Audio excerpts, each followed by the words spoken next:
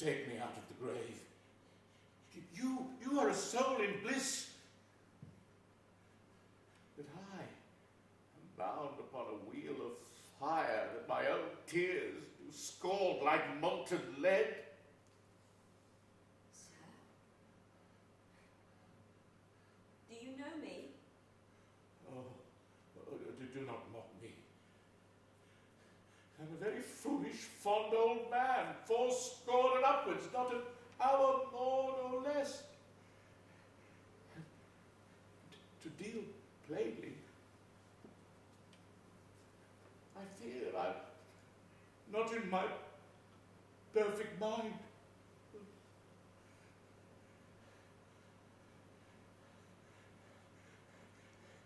I will not swear that these are my fingers. Let me see. Oh, I feel this pinch. Oh. But I were assured of my condition. Look upon me, sir.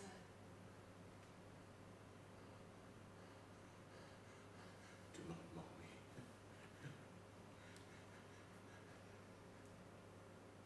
I should know you. I know this place. Yet I am doubtful. For I am mainly ignorant of what this place is. All the skills I have remembers not these garments, nor I know not where I did lodge last night. But do not laugh at me, for as I am a man, I think this lady to be my child, Cordelia. So I am. Oh. I am. Oh. Are these tears wet? Oh, yes, Ife. I pray, weep not. If you have poison for me, I will drink it.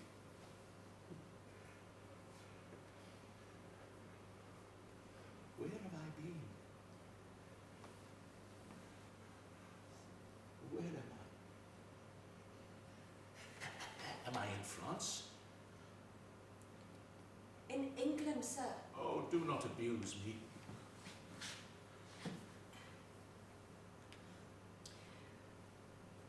Will it please you to walk?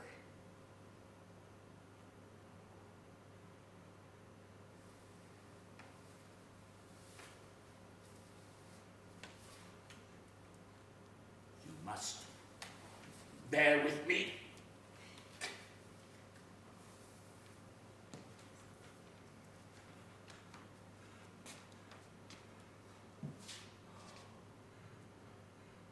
Forgive and forget. I am old and foolish.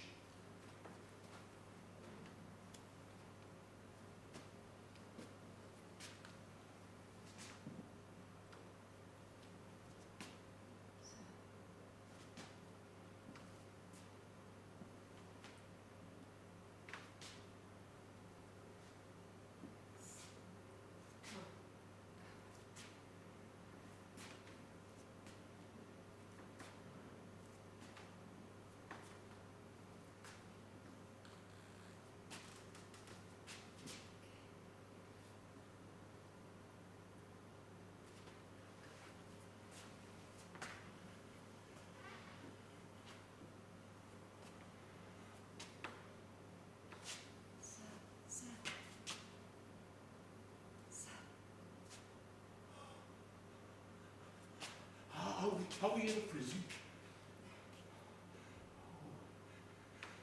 We two alone. We'll sing. We will sing like birds in a cage. La la la la la, la la la la la, with a hey ho, the wind and the rain. La la la la la, la la la la la. Rain it rained every day. La la la la la, la la la la la. The hey ho, the wind and the rain. The wind and the rain. Rain it raineth every day. Every day. The rain. The rain, the rain, every day. Hey ho, the wind and the rain, the wind and the rain, the rain, the rain, the rain, the rain. Hey ho, the wind and the rain, the wind and the rain, wind,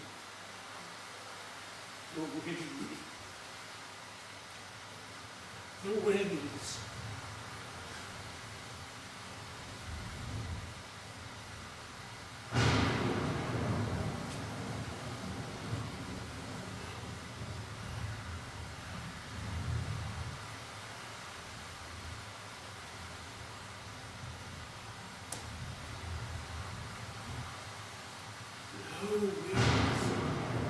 Crack your cheeks!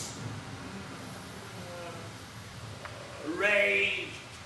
Blow! Huge cataracts, Claricados, spout till you have drenched the steeples, drowned the cocks. You self-confidence.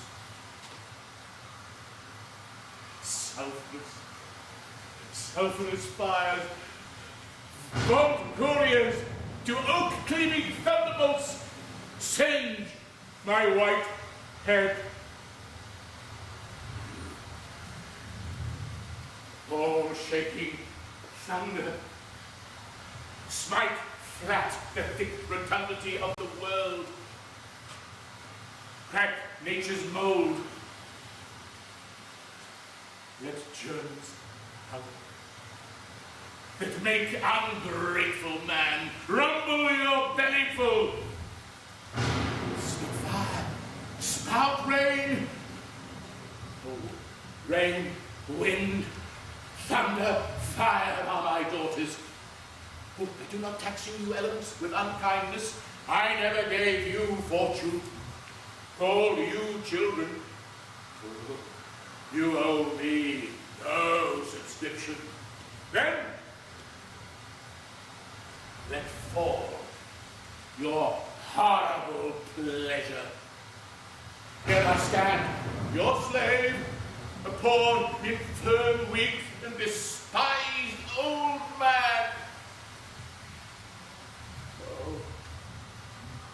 Oh, yet I call you servile ministers that have with two pernicious daughters joined your high engendered battle. With a head so old and white as mine. Oh, 'tis foul, 'tis foul. I am a man. More sinned against than sinning. A man more sinned against than sinning.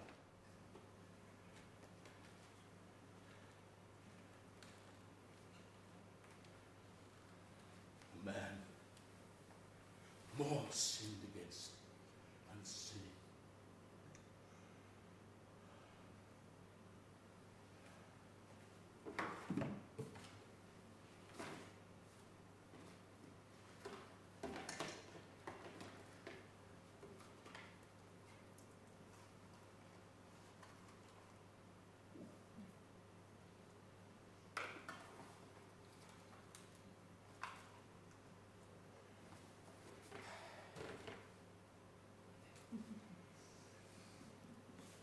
Can you tell me why your nose sits in the middle of your face? No. Why, to keep your eyes on either side of your nose, so that what a man cannot smell out, he might spy into. Do you know why the 7 stars are no more than 7? No. Because they are not 8. Now, my daughters, let me express my darker purpose. Know that I have divided in 3 my fortune. In 3, my fortune divided in 3, my fortune divided in 3. And 'tis my fast intent to shake all cares and business from my age. Shake all cares, shake all cares, conferring them on younger strengths while I, unburdened, crawl toward death. Tell me, my daughters, which of you does love me most? Which of you does love me most? Love me. Tell me, my daughters, which of you does love me most, that I, my largest bounty, may extend when nature does itself with merit challenge. Goneril, my eldest born, speak first. Goneril, speak. Sir, I love you more than words. Words, more than words. I love you more than words. Words. I love you more than words can wield the matter. Dearer than eyesight, space and liberty, beyond what can be valued. I love you more than words. Words.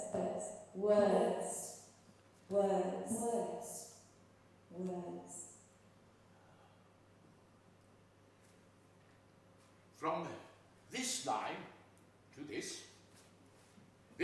to this, I make you Lady Goneril. Be this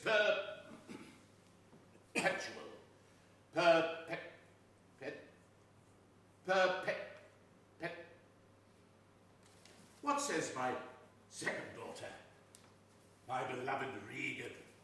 Speak.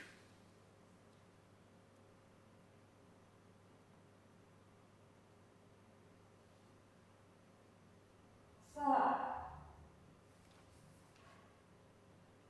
I am made of the self-same metal that my sister is, and prize me at her worth. Prize me,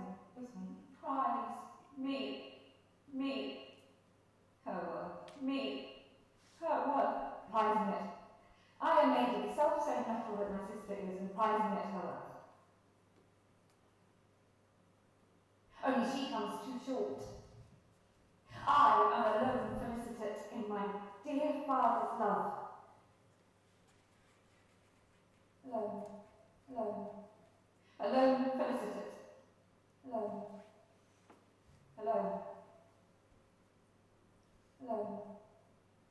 Alone in my dear father's love. To you, Regan, goes this third of our small fortune, no less than that conferred on Goneril. And now, our joy,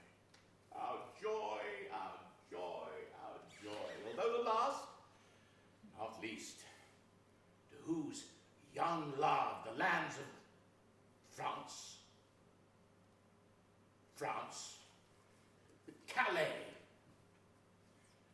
France strives to be interested. What can you say to draw a third more opulent than your sisters? Speak. Nothing, my lord. Nothing? Nothing. Nothing will come of nothing. Speak again. Unhappy that I am, I cannot heave my heart into my mouth. I cannot heave my heart into my mouth. I love you, Father, according to my bond, no more, nor less, no more, nor less. No more. I love you, no more, no less, no less. Less.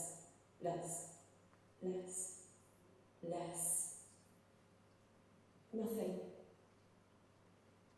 Now, Cordelia, mend your speech a little. Mend it a little. Mend your speech. Mend your speech, lest it may mar your fortune. Good, my Father. You have begot me, bred me, loved me. I return those duties as our right fate. Obey you, love you, and most honour you. Why have my sisters husbands? If they say they love you all, they say they love you all. Haply when I shall wed, that man whose hand must take my plight shall carry half my love with him, half my care and duty, half my love,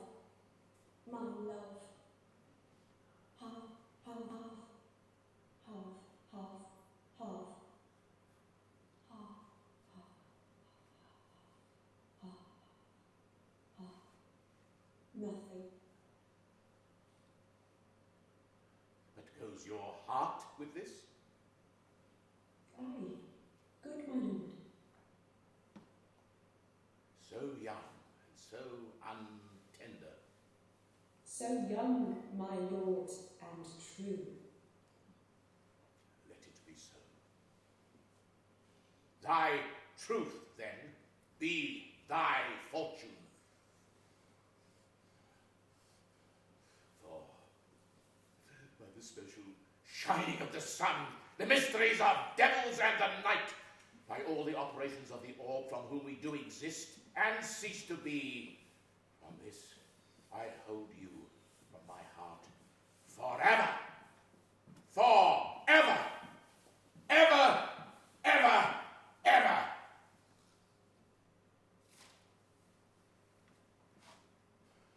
I loved her most, and thought to set my rest in her kind nursery. Goneril, Regan, I here invest you jointly with my fortune. Myself, my monthly course, shall my abode make you with due terms. You had better not been born than not to have pleased me better. Get yourself to France, begone, for I have no such daughter. Begone, I say! Out my grace, my love, my blessing.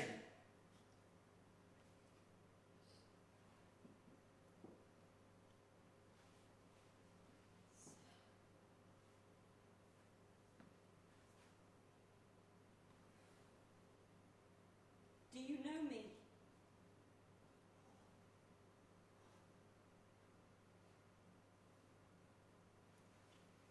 You are a spirit. I know. When did you die? Where have I been? Where am I? Fair daylight. I am mightily abused. I should even die from pity to see another thus. I know not what to say. A very foolish, fond old man, fourscore and upwards, not an hour more nor less. To speak fearful that I am not in my proper mind. Methinks I should know you and know this place. Yet I am doubtful. Remember not these garments. Lord, I know not where I did lodge last night. Oh, do not laugh at me. For as I am a man, I think this lady to be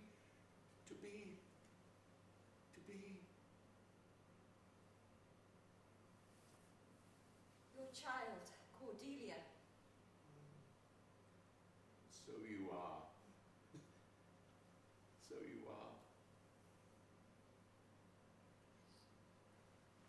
Are we in a prison? We two alone shall sing. We shall sing like birds. We shall sing like birds in a cage. La la la la la, la la la la la, the hey ho, the wind and the rain. La la la la, la la la la, for the rain it raineth every day, every day, every day.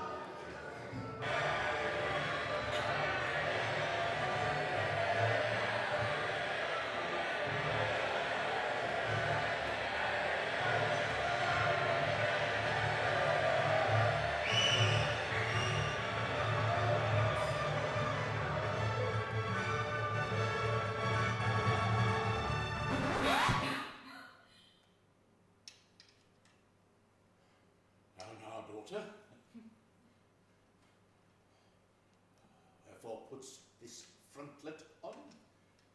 Methinks you are too much in the frown, elate. Too much in the frown, too much. My lord, you and your insolent friends do hourly carp and quarrel, breaking forth in rank and not to be endured riots. Are you my daughter? Come, sir. I wish you would put away these dispositions that of late transform you from what you rightly are. Does anyone here know me? This is not Lear. Does Lear walk thus? Does he talk thus? Where are his eyes? Either his notion weakens, or his discernings are lethargied. Not so. Who is it can tell me who I am? His shadow. Oh, your name, fair gentlewoman. This admiration, sir, is much of the savour of your other new pranks. I do beseech you to understand my purposes aright. As you are old and reverend, you should be wise. You should be wise. You should wise.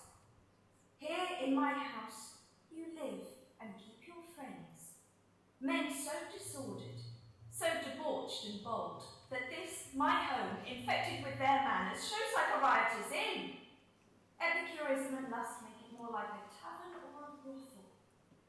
The shame itself does speak for instant remedy. Be then desired by me, that else will take the thing I beg. A little to remove your friends.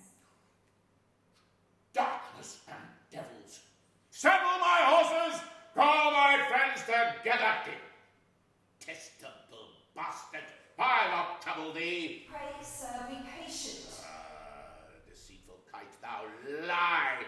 My friends are men of choice and the rarest means, though they have particular duty of their knowledge, and in the most exact regard support the honours of their name. Oh, small fault. How ugly did you in Cordelia show that, like an engine, drew my frame of nature from its fixed place, took from heart all love, and added to the gall. Oh, Lear, Lear, Lear! Beat at this gate that let your folly in and your dear judgment out! My lord, I am...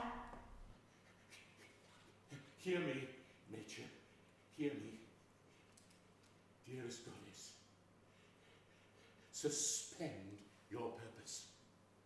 If you do intend to make this creature fruitful, into her womb convey sterility, dry up in her the organs of increase, but from her degenerate body never spring a babe to honour her.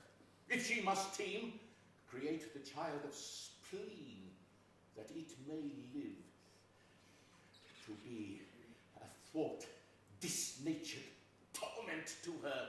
Let it stamp wrinkles in her brow of youth, caving tears fret channels in her cheeks, turn all her mother's pains and benefits to laughter and contempt, that she may feel how sharper than a serpent's tooth it is to have a thankless child. Life and death.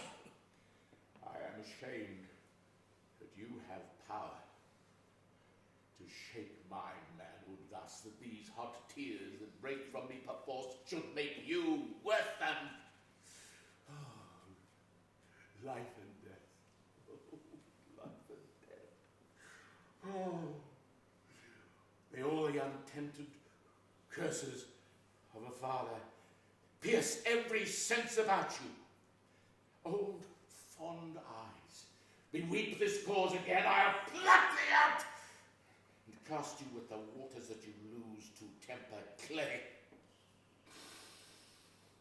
Yea, is it come to this? Let it be so. Yet I have another daughter, whom I am sure is kind and comfortable. When she shall hear this of you, with her nails she'll flay your wolvish visage.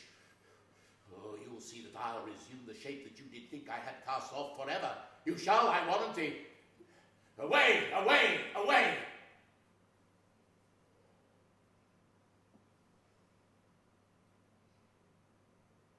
I have another daughter. Regan! I'm glad to see you, Father. I think you are, Regan. And I know what reason I think so. If you should not be glad, I would divorce me from my mother's tomb, sepulchring an adulteress. Oh, beloved Regan, thy sister's naught. Oh, Regan, she hath tied sharp-toothed unkindness like a vulture here. Oh, I dare not speak to you. You will not believe, but how degenerate a quality. Oh, Regan, Pray you, sir, take patience. I have hope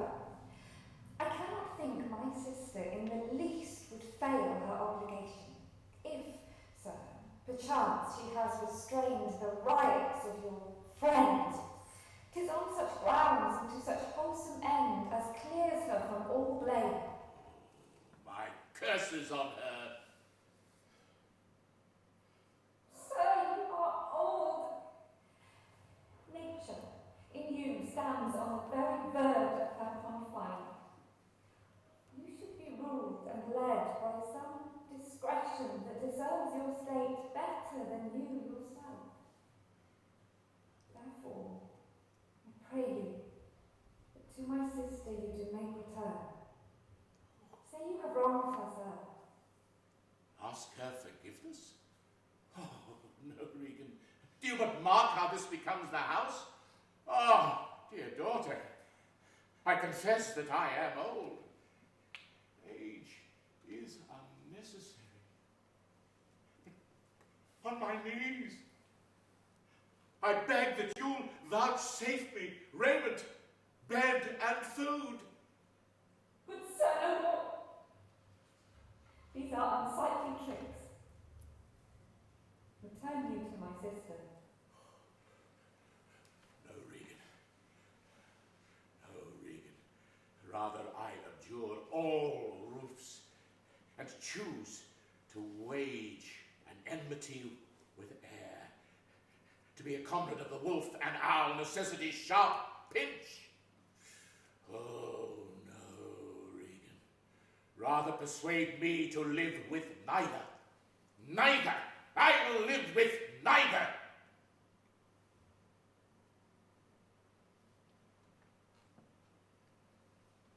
Bless God, so will you wish on me when the rash mood is on. Oh, no, Regan. You shall never have my curses. No, no, no. Your kind-hearted nature shall not give you over to harshness. Her eyes are fierce, but yours do comfort and not burn. 'Tis not in you to grudge my pleasures, to cut off my friends.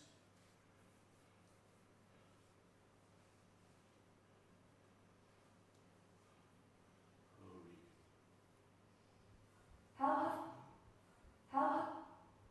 How have I offended? I pray you, Father, if, till the expiration of the month, you will return and stay with my sister, dismissing your friends.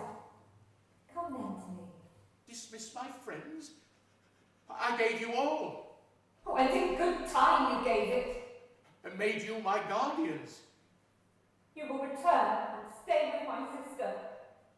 Return with her, and my friends dismissed. No, Regan. No, no, no, no, no.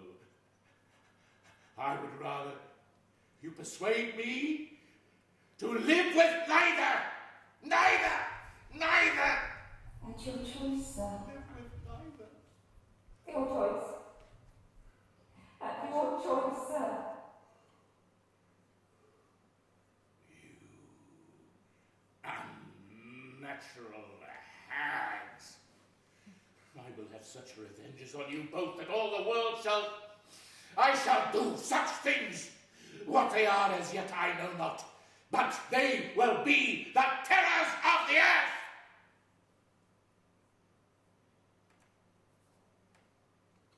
You think I'll weep?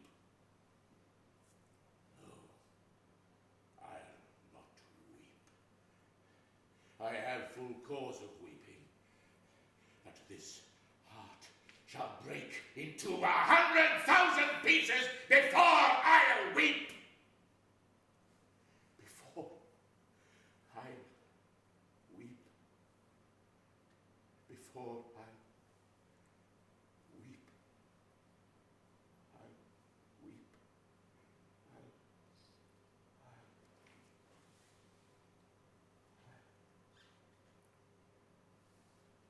I am a man more sinned against than sinning. More sinned against than sinning.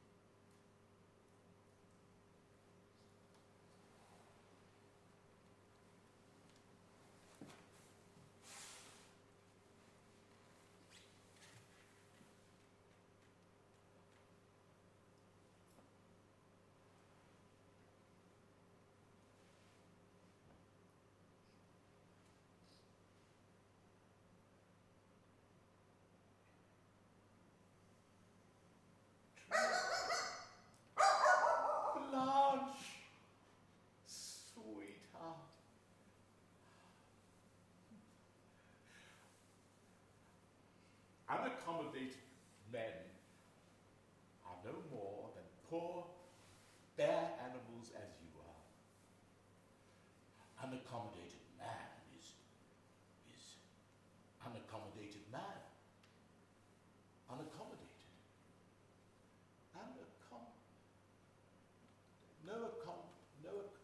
No accommodation, no home, no nothing.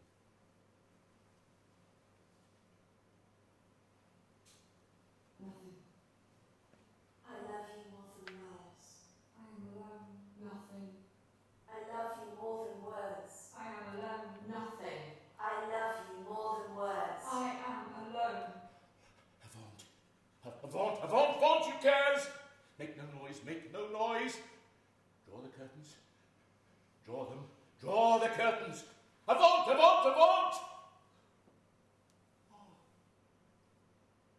Tray. Blanche. Sweetheart. Oh, sweetheart.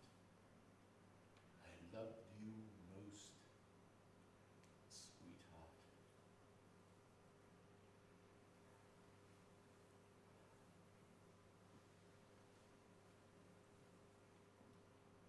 I love you. I love you. I love you, Father, according to my bond. My bond. My bond. According to my bond. No more, no less.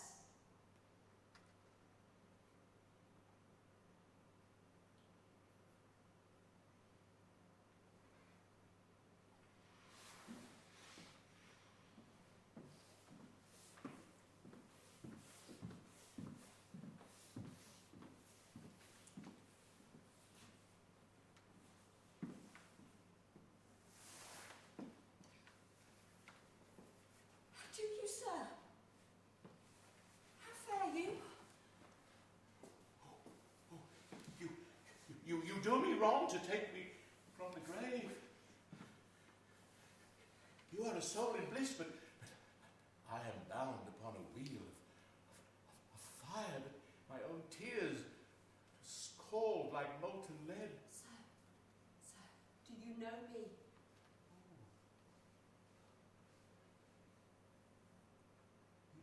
You are a spirit, I know. When did you die? When have I been? When am I? France? Oh, methinks I should know you. Methinks I should know you. I should know you.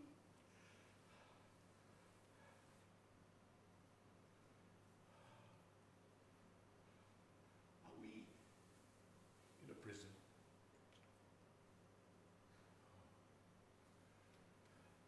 Then we will sing. We will sing. We will sing like birds. Like birds. Birds in a In a cage. A cage. Oh, we are in a prison. La la la la. With a hey ho, the wind and the rain. La la la la la. La la la la la. Oh, the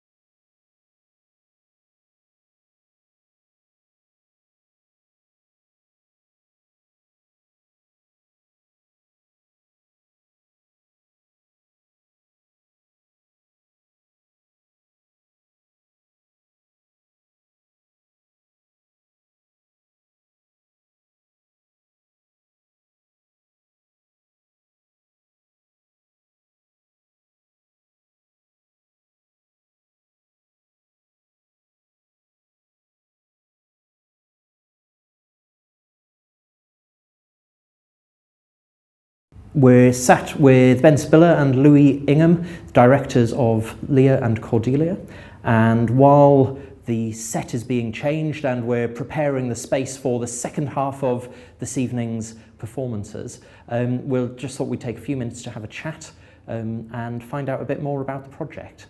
So, 2 shows sitting side by side, 2 very different perspectives on part of the same story. Can you just give us a bit of background about where this idea came from and how you've managed to work together and with the same cast? There's a lot to discuss. We've got 20 minutes, so let's take our time and get into it. Let's start with where did the idea come from? Ben, that's you, definitely. Well, Louis, it started years ago, really, in the 90s at some point, when I was at university and I was studying Shakespeare at undergraduate level, and my granddad was not long diagnosed with Parkinson's disease and vascular dementia. And some of the things that he said and some of the things that he did were very similar to what King Lear said and did. So I was studying this very rich material at university and then going home for visits where my mum was my granddad's key carer, and just noticing moments of Lear in Grandad and moments of Cordelia in my mum, who has a lot of Cordelia-like qualities in as much as she's very understanding, she's very selfless in as much as she always put my granddad first. And there were lots of pressures around that as well on my mum. Some people were quite frustrated with her because she'd put granddad before anything else, really, in terms of her building her own life. And that frustrated some of her friends, some family members who wanted her to, come on, build your own life. So she really felt that tension. But she was like Shakespeare's Cordelia in as much as she was very strong-willed, and she knew that she had to look after Grandad because that was her role, and she was naturally caring, and she was very strong in her view that family loyalty comes first. And so that was an idea that sort of was stored in the back of the filing cabinet in this brain, and then 1623 was formed just over 10 years ago, and we're all about Shakespeare, seeing Shakespeare differently and looking at Shakespeare and understanding Shakespeare, engaging with his work, not just in terms of his own time, but mainly how that relates to us now, here, in the world around us. Yeah. And I don't think there's any point in looking at Shakespeare unless you look at how his work resonates with us, otherwise it becomes a period piece, museum-like, in a cabinet somewhere that's untouchable and gathers dust. We don't want that. It's about how this amazing body of work, which covers pretty much every human experience that you can think of or that you've experienced yourself, this great volume of work. And looking at the world around us, a few years ago at 1623, where we were planning the next major project, and how dementia, it's not just affected my family, it's affected pretty much every single family, if not all families in some ways, or individuals across the UK and around the world too, and that we have an increasing ageing population. How do we look after our elderly relatives and community members? How do we go about that, especially when someone's brain is dying, which is pretty much what dementia is in its various different forms, when people lose that sense of control over themselves, and those really difficult issues about power of attorney, about responsibility, families agreeing or not agreeing on how to go about care plans. Where do you go to for support? I mean, if only we had the Alzheimer's Society in 16 whatever it was when King Lear was first performed, people would know where to go. Goneril and Regan would have had that great support from Age UK or Alzheimer's or Lewy Body Society, Dementia UK. And so we have come a long way. since Shakespeare's time, but in some ways we haven't, in as much as we still can't get to the heart of the mystery of an individual with dementia, because there are as many forms of dementia as there are individuals who have it. I remember one of the things that you said when you first spoke to me about the project was how medically experts had come to work with you and the text and medically diagnosed King Lear with many different forms of dementia, and I think that was kind of really interesting in terms of and the process that then began for you in those 3 years of R&D. What was that like? It was fascinating. We worked really closely with the University of Derby, Emma Fitzpatrick and Mary McNally, who headed up a research project, an academic one, working with medical practitioners, dementia experts, and asking them to make that imaginative leap with us to diagnose not just a fictional character, but a fictional character written several centuries ago that taps into a myth that goes back many, many hundreds of years before that.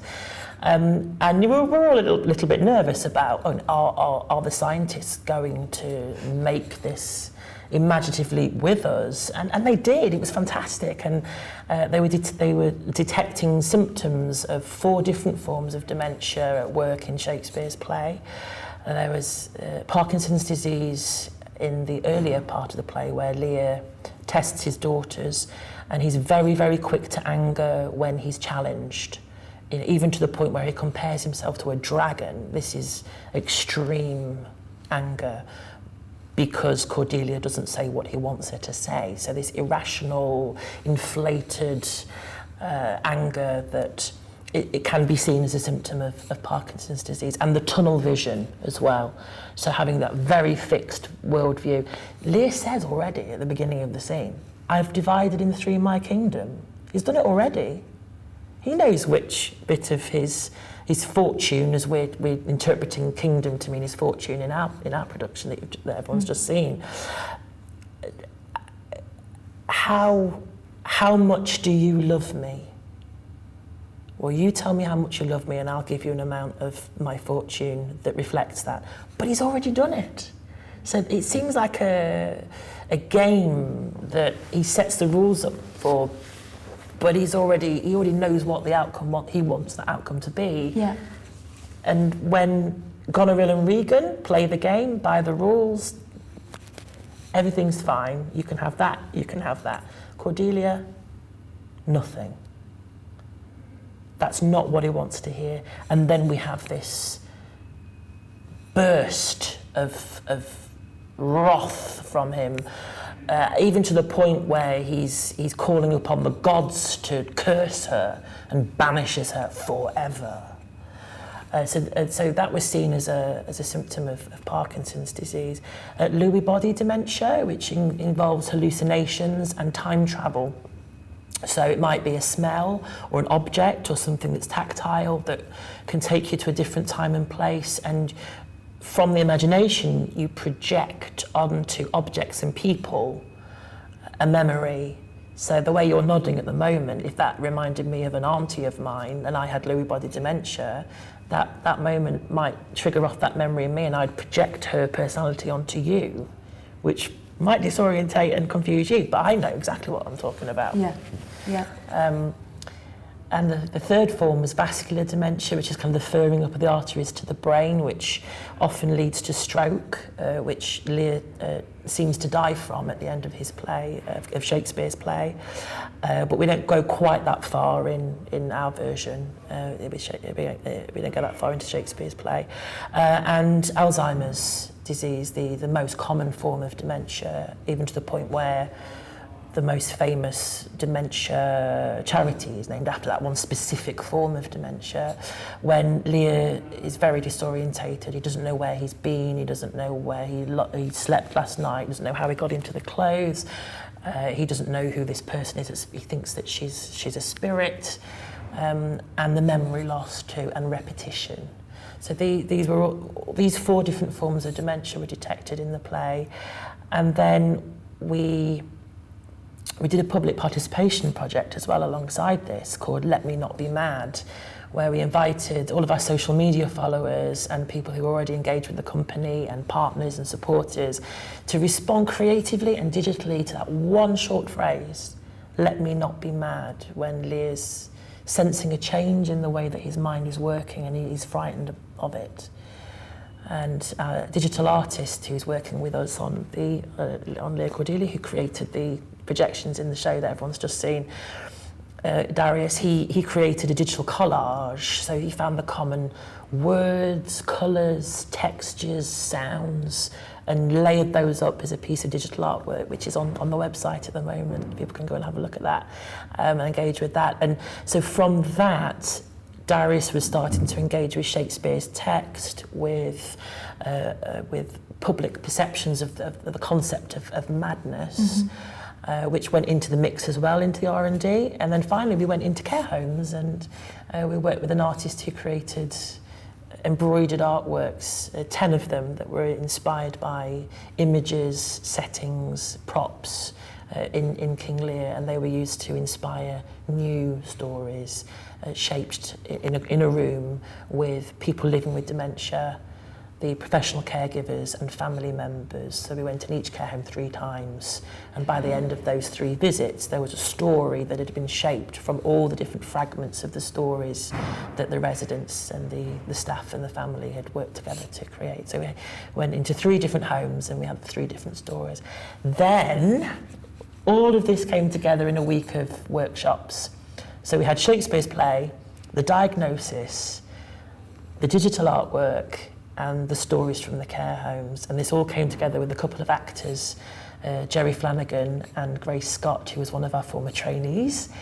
And we created a scratch performance, a work in progress, that Derby Theatre, they gave us some time and space in the studio for a scratch night, and we invited an audience there and had some very meaningful feedback from the audience, and that was made up of people who had contributed as part of the participation projects that we've been doing. And one of the recurring pieces of feedback was, we're very clear about Lear's story because we have that in Shakespeare, and we also have that in what you've been doing with Shakespeare's material. But what about this daughter? Because we focused on Cordelia in the R&D scratch night. What's her story? How does she cope with her dad's illness? Why does she come back? What's she hoping to achieve? What are her hopes? What are her fears? And it became really clear to us what the audience needed and wanted emotionally and intellectually and theatrically was a response to Shakespeare.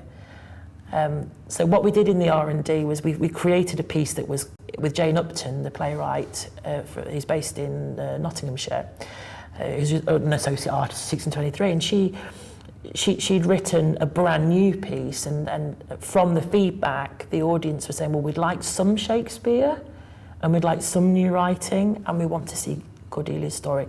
Fantastic. So let's go with that, because the audience were the consultants, as well as all the other participants in the earlier stages of the R&D. So we got to the point where we said, good.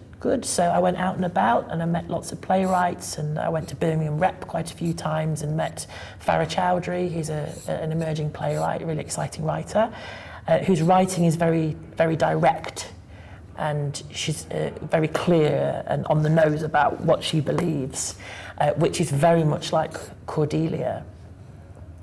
So started a conversation with Farah and with Darius, who's the digital artist there as well. Chris, our producer, we all got together in a room, started bouncing ideas about, and then it got to a point when I said, I don't think I should direct Cordelia, because if this is about a female perspective on this play, and a woman playwright writing it, and the main character is female, and we want to give her a voice because Shakespeare kind of sidelines her. She's banished in scene 1, she doesn't come back to her towards the end. What's her story? It just makes sense that we have a female perspective, a team of women working together on this response to Shakespeare, which is a very male-dominated play. King Lear, you know, it's his play, it's the title. Yet the daughters get a look in, but they're not fully rounded like he is. And especially Cordelia, because we hardly know her. So it's about getting to know Cordelia. Who is she? How we're going to fill those gaps, and what does it mean to be a woman in the early 21st century? And I was talking to Sarah Brigham. I have no idea. So. Well, none of us do we? Well, but then went to see Sarah Brigham at Derby Theatre, who was very supportive of the whole project, and they've funded this piece of work that everyone's watching tonight. And she recommended you. She said, I know the director for this piece, Louis Ingham from the Dukes in Lancaster. And then we met. We did. And your amazing work that you've done on approaching the classics in new ways to make sense of or ask questions about the world around us, the way that you'd worked on Romeo and Juliet, setting that or reimagining that as a piece about older people and about lost love and long love, lives lived loving, which was a beautiful concept. That, you know, we have the traditional concept of Romeo and Juliet as two young lovers, and then what if Romeo and Juliet were octogenarians? Yeah. And that's Ben Power's play that he's reworked. But when you sent me an email saying we're doing a radical reworking of King Lear, and I'd had such a fantastic time working on the other Ben's reworking of another classical text, but looking at who we are now and how do we live now, and being excited about that and being excited about exploring those relationships. And that was a two-hander as well, and I knew that this was going to be a two-hander. And one of the things that you said in your email was about about that female voice, and although, like you say, we don't hear from Cordelia, by her very absence we feel her presence all the way through that play. So she's this kind of soft pulse that keeps beating throughout the piece, that lives within King Lear and lives within Lear, who won't kind of acknowledge or can't resolve this until obviously at the end of the play. And then we had a development day, didn't we, in late spring, early summer of this year, and I'd read all of the R&D materials and the diagnosis, and just got really excited about this. Is something I don't know how we do this. Yeah. I loved that it was an experiment, and I loved the challenge of being able to go, okay, so we're making a companion piece to a radical reworking and transposition of King Lear as a two-hander in 2014, and we're changing the context and we're exploring dementia, and then we're going to take the audience through a journey in 10 minutes time to a response to that work. So I was really excited about the artistic and dramaturgical questions that we could explore together within the text. So it's the three sort of writers in the room. There's William Shakespeare, who's not in the room, obviously. Yeah. There's Ben Spiller and there's Farah Chowdhury. So there's these three voices, clear voices. And one of the things that really excited me was I also don't know, as a daughter, and as lots of my friends and family talk about, what is our duty to our family now, and how can we care for those who we love, and where is the right home, shelter and support for those people, and how do you as a working woman or working mother, how do you look after those people who have been your parents? And for Cordelia, it's very interesting. She has been exploring how she is duty bound to support her father, and that's kind of the territory that we wanted to explore. And one of the things that's been brilliant about working with Farah is she's really embraced that, and also had something that she really wanted to articulate, that I won't spoil it too much, but really wants to to articulate about the world that around us, and this idea of being skilled and trained and learned in a profession and offering that help and support to the people who need it most. So one of the things that the play explores is who needs help most, and where does that help, where should that help be best applied, and is that with your family or is that with people who might need it more than your family? So it's full of complexity, and at the heart of it are two people trying to work that out together in a room. And I suppose one of the things that we've been exploring as the development of the drafts has appeared is what's the audience's experience on the night. This is an experiment and a pilot as to how the journey feels. And so it could have been that the pieces didn't speak to each other, but actually we both felt, and I was particularly keen that the event for the audience felt that it was not tied together too tightly, but that it was connected and responding, and that there were artistic and textual narrative echoes, and that it made sense somehow, which is where we got to the chronology of where the two plays sit within their narrative journeys. Yeah, it really is. And in terms of how we worked together, we worked on the Lear script in rehearsal for the first week, and that was very much about building the family, finding the dynamics between those 4 family members of Lear and the 3 daughters. And Louis came to those rehearsals as well to be part of that process, to observe, to contribute, to advise, very much from but thinking about the Cordelia play as well, and how the Lear adaptation would influence Cordelia, and likewise how the Cordelia play could influence the Lear play. The main focus of week 1 was Lear. The main focus of week 2 was Cordelia, and I came in a couple of times and was very inspired by the work that Louis was doing, and it's been great to work with Louis as well, because I know you'll hate me saying this, but you're Depends what you say then. hugely inspirational in terms of practice, and Louis uses lots of different techniques that I've not come across before that will really help to influence my practice as an artist as well as a human being, which is great. In week 3, we started to bring the plays a little closer together.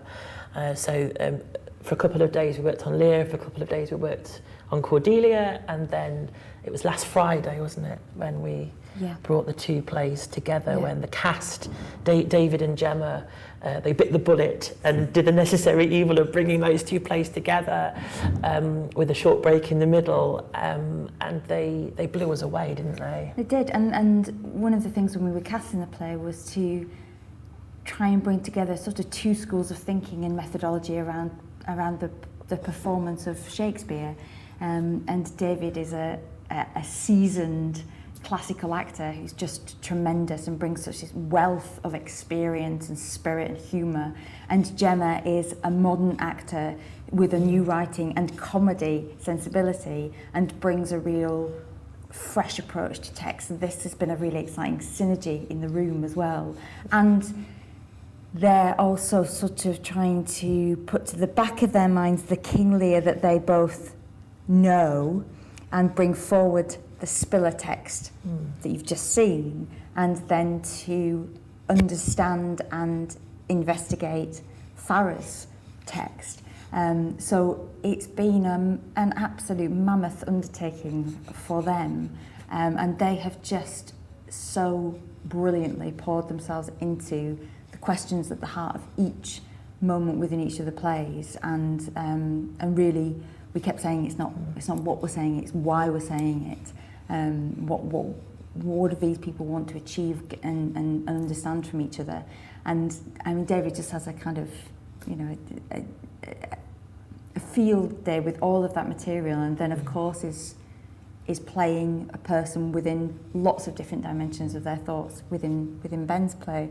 So it has to be said that their precision and investigative curiosity around the characters and the experiment is the crucial ingredient within how this is, how it's developing and how it's working. And just being witness to that partnership between them, and the huge amount of respect that they have for each other, and drawing upon their strengths and finding that common ground it's kind of mirroring that relationship between Lear and Cordelia, but in a much more positive way. Yeah. The first run we did of Cordelia, they were both in bits and crying, and I was like, oh, that's great. And also, I'm just not sure how emotionally prepared they both are for this. So it's been really exciting to kind of explore that, isn't it, as well. And one of the things that we talked about in terms of production presentation was if dementia as a character is represented through the digital world, that actually in Cordelia, the character of dementia, I suppose, is sort of sitting quietly on a stool in the corner of the room, isn't fully part of Lear. Don't want to say too much, don't want to spoil too much about what you're about to see. And so we kind of made production choices that would best serve those texts as well within how we represent.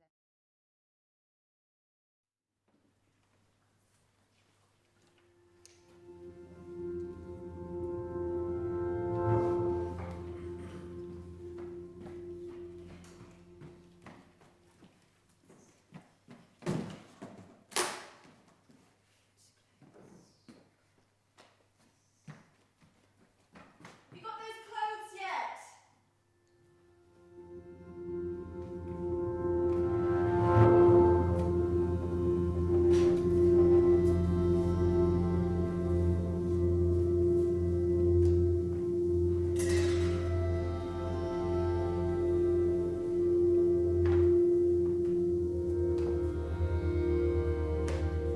I don't like this old thing anymore. Look, we're going to be late. It's already past. Ah, don't worry. It'll be past in an hour or so again. Very funny. What? They're very funny. I wasn't trying to be funny. I'm trying to pack. Isn't that the divine thing that we've got in front of us today? Yeah, well, the quicker we do it... Wait, there's no such thing as quick about this. There are decades of things swimming around. I don't know what to take or what to leave. You can take anything. Not anything. There are some restrictions. No, none. You can take anything. Oh, isn't that a turn up for the books? Oh, where's my complete works on George? Maybe not anything. We can come back for anything at any time. Well, at least until arrangements are made for the house. All your old gear is still in boxes in the attic. My what? You know, your RAF things, medals, uniforms. It's in the attic. You need to sort through that at some point. Oh, is it? Oh, I haven't looked at that for years. We can have it all moved across. You have a really big room. Oh. Whole room. You are spoiling me. Start folding. Oh, folding. Is there anything on God's planet more antagonizing than folding? Okay, I'll help. We'll do it together. Together? Oh, that's an interesting word. Together, it infers a joint effort, a partnership. Which also implies that you're freed of any obligation. A partnership, well, it is that until one of us decides that that is no longer the case. Then we are freed from any loyalty, any duty. Then it's eat or be eaten. You have a way of making everything sound so barbaric. Some of us are not that selfish. Some of us actually do want to help and do things together. Right. Tissue. See what you did there? Very clever.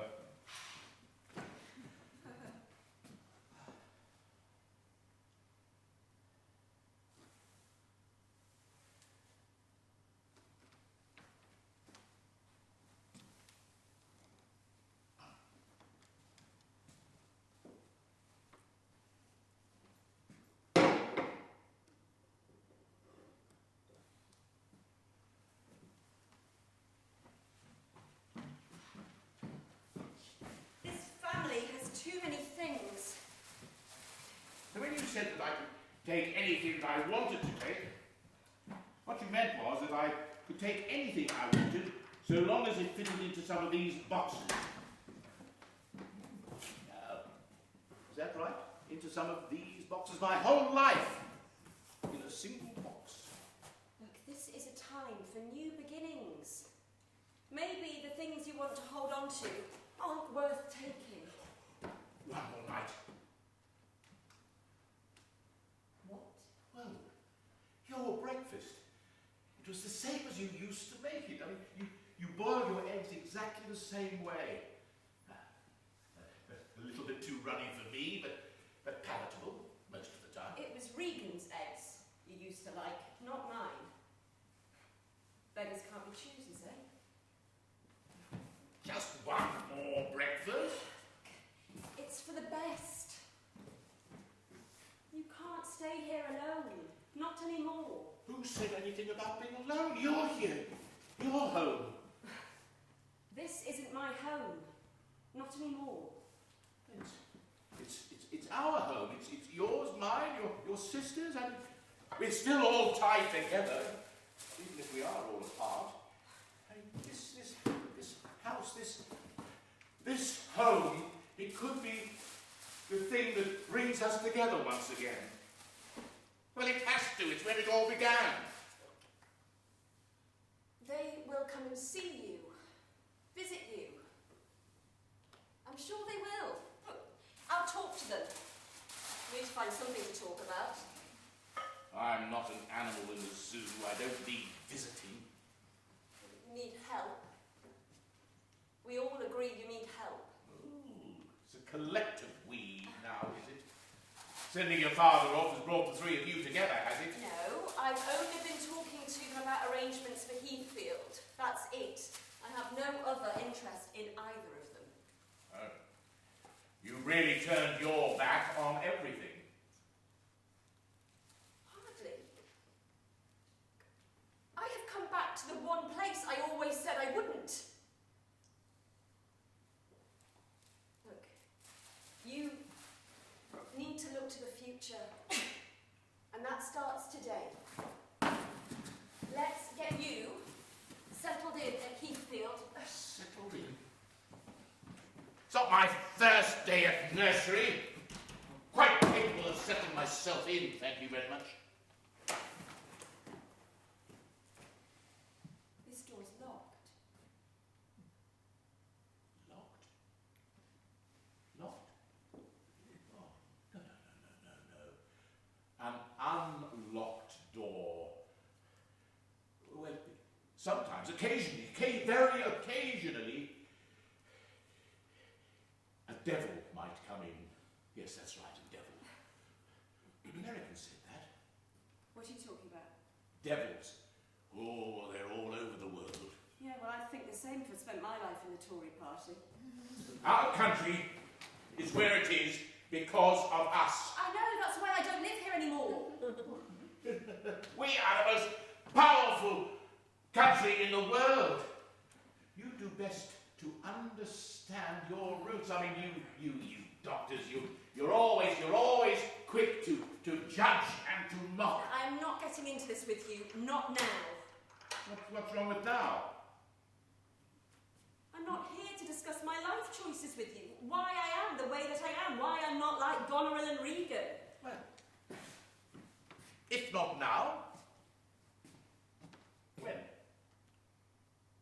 When are you going to have some time for me?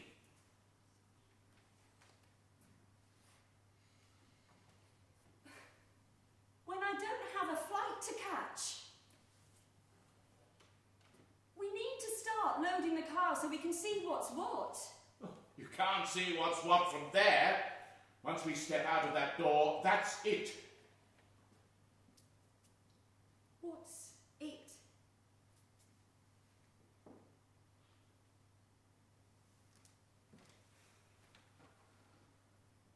You've known this was coming for a while.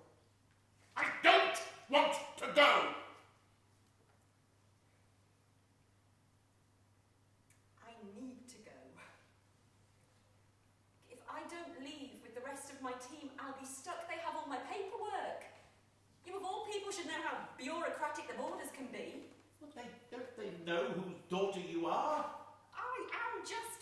here. Oh, no, you're wrong there, no. You will never be just you. Well, we enter the world alone, we die alone, so... When did you become so cynical? I'm not, I'm just saying that we are all our own people. You wouldn't understand. Well, enlighten me. There really isn't that much to say. You wouldn't understand. Oh, that's twice you said that. No, don't patronize me! Is it so difficult to talk to me? Is it so difficult to look at me? I need to get out of here. Get out of here or go there? There's a big difference between the two, you know. Look, I will come back. I did this time, didn't I? We all know the reason that you came back. Oh, it's a strange word, conscience. Has the power to destroy any man. Or woman, sorry. I came back. Last night I stayed in this house, even though you know how much I detest it. I did this for you. I promised myself when I left I would never come back to this place, and even then I waited. All these years I waited for it. This house, this room, this darkness, a lot of lightness. Oh, do you remember these walls? We played hide and seek. Your sisters used to run up to me and tell me exactly where you were. I pretended that I didn't know. I wandered through the whole house, going into every room, knowing exactly where you were. I just wanted my dad.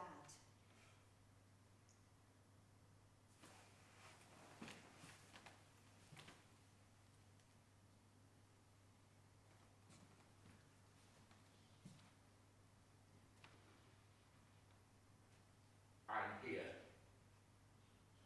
Now.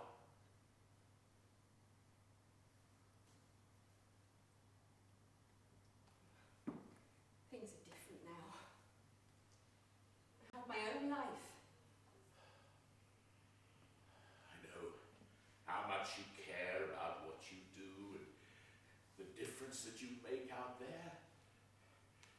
But you could do exactly the same here with me. For me. Do what you do so well out there. Here. Care for me. Care for your father.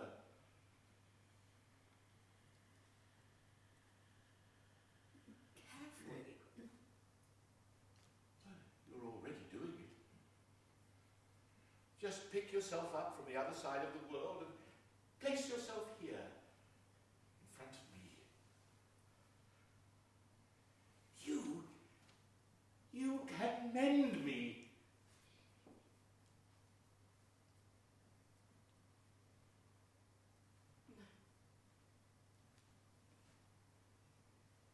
No? What do you mean, no?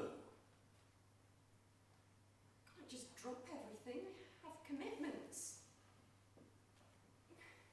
You'll be taking care of the people out there. They are alone. You think that I'm not alone? These places, they're state of the art. You'll have everything you need. You've got your pension. They'll take care of you. State of the art. What every old man wants. You'll want for nothing. You're not the same as you were before. Whatever you're involved with out there has affected you, scarred you mentally. Oh, they've done this to you. You're not what you were before. But what was I before?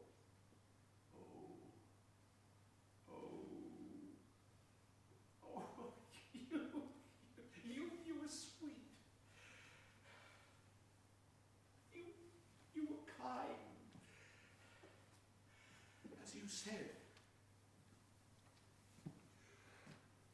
you just wanted me.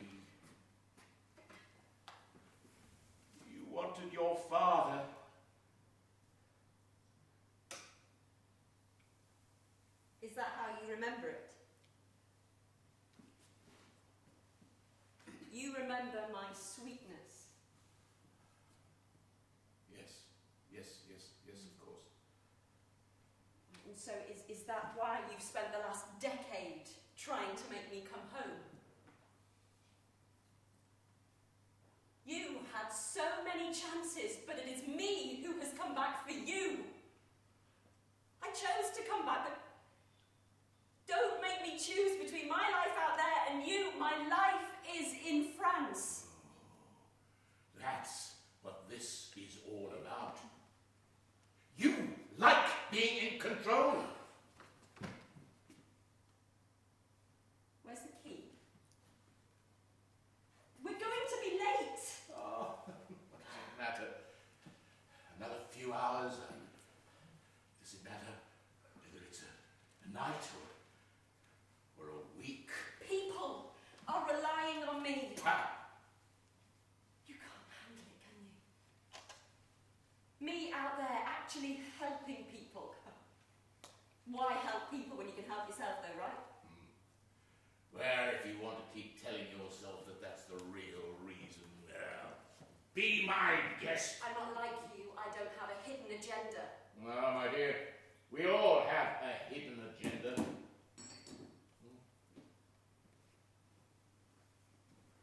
We just keep it hidden. Yeah? We are driven by instinct. We cover it up with lies and false morality. None of us ever say what we feel. We are consumed by expectation and pretense. We do what we think the world wants us to. We smile at the cameras and hide what's fundamentally keeping our hearts beating. We hide what's deep inside, the things that cripple us, the things that drive us to madness. I am not you. I am not an animal.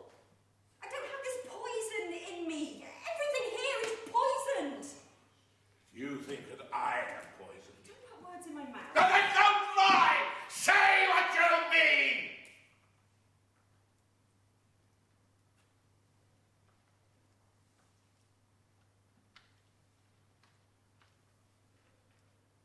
I know that deep down you are a good person. Deep. That Lear. You have to dig for a century before you'll find an ounce of good in him. Mean, you hide it. Well, you just said so yourself. You pretend to be something you're not. What's that? Cruel. You pretend to be cruel. Maybe it's easier to be like that. Maybe it's easier with the people you surround yourself with. Or maybe it's those people that have made you like this. Maybe you're right. Maybe it is a facade. Really, inside, I'm a concoction of empathy, merry-go-rounds, and all warm things. So what does that make you, eh? What's your facade? This nobility, charity, playing the good Samaritan. What have you got inside of you, eh? What evil do you have inside of you, child, that you're keeping from us?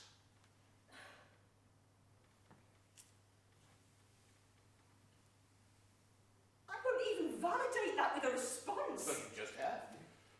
Your lack of response, your nothing, your silence, your ingratitude speaks volumes. My silence doesn't say the things you think it does. I am not accountable for the way you feel. I will not be accountable for the way you feel. Are you trying to impress yourself or me? Oh, this isn't a game. Why are you so drawn to them? What is it? Is it their smell?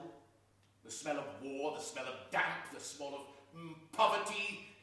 It's disgusting, their smell.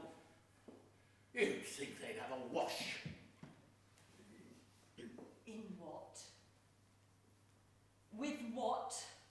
They don't have anything. Except you!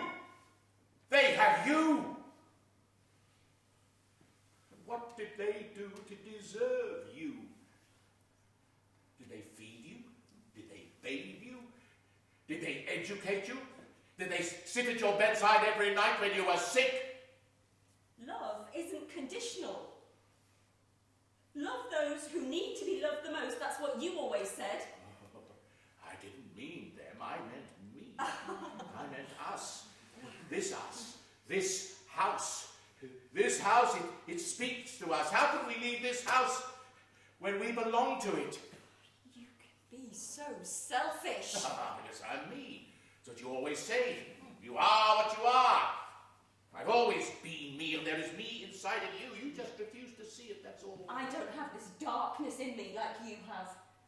This hatred of anything or anyone different. You think you got to where you are without me? I made you! Yeah. Yeah, you have. And you did bathe me and feed me and educate me, but for what? To lock me in?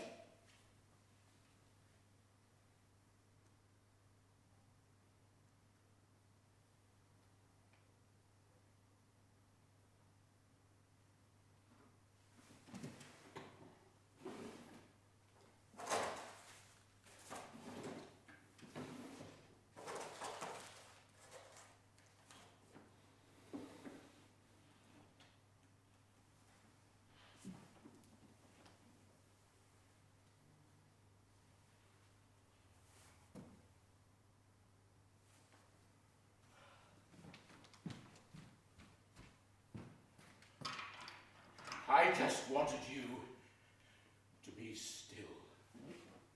Just for a moment. Before you went off again.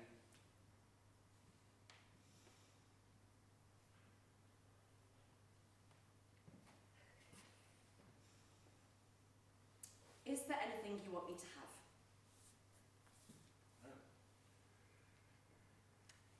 Take anything that you want. You seem to want to leave most of it behind.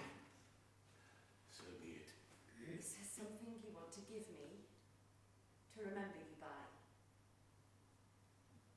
Give you what? A moment? A moment of us together? Like.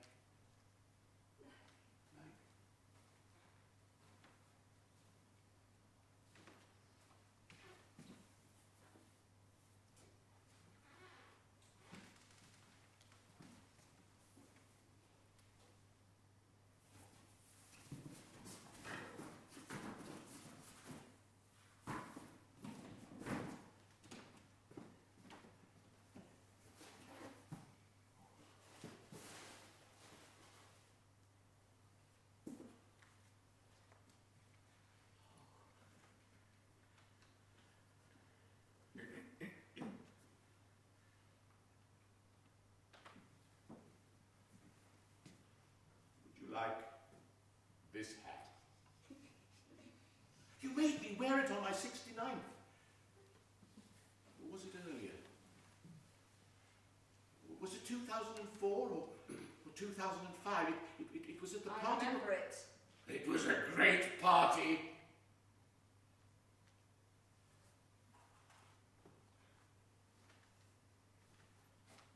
I know.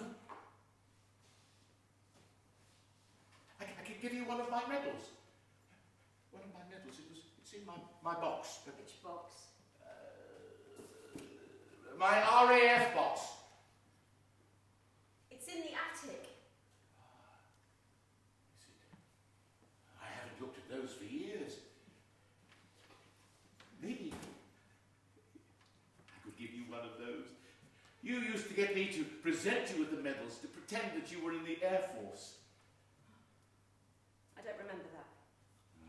You never told me that. Well, there are a lot of things that you don't know.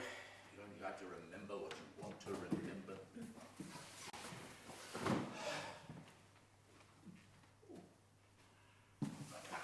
I used to sit in this room night after night, all by myself. Sometimes I'd watch the sun go down in that window. Just sit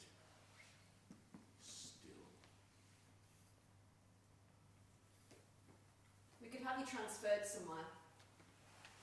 You know, if staying around here, if it's got too many memories, we could see about moving you somewhere. Maybe to the sea. We have some lovely places by the sea. I mean, you have nothing holding you to this village. Oh, you young people, you think you can go traipsing round the world without anything leaving its mark on you? You have no sense of belonging. You have no sense of who you really are.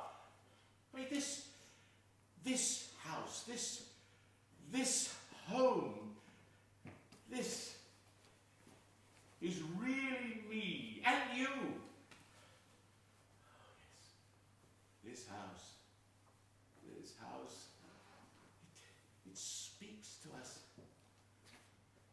How can we leave here when we belong to this house?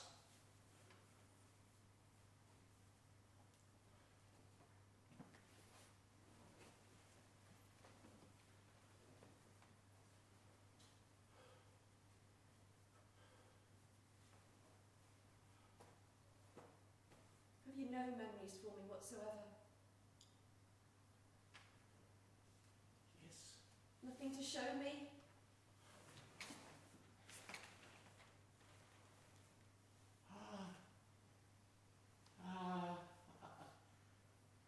These things, these memories. They were all in your home. These are so old. Can't believe you still have these.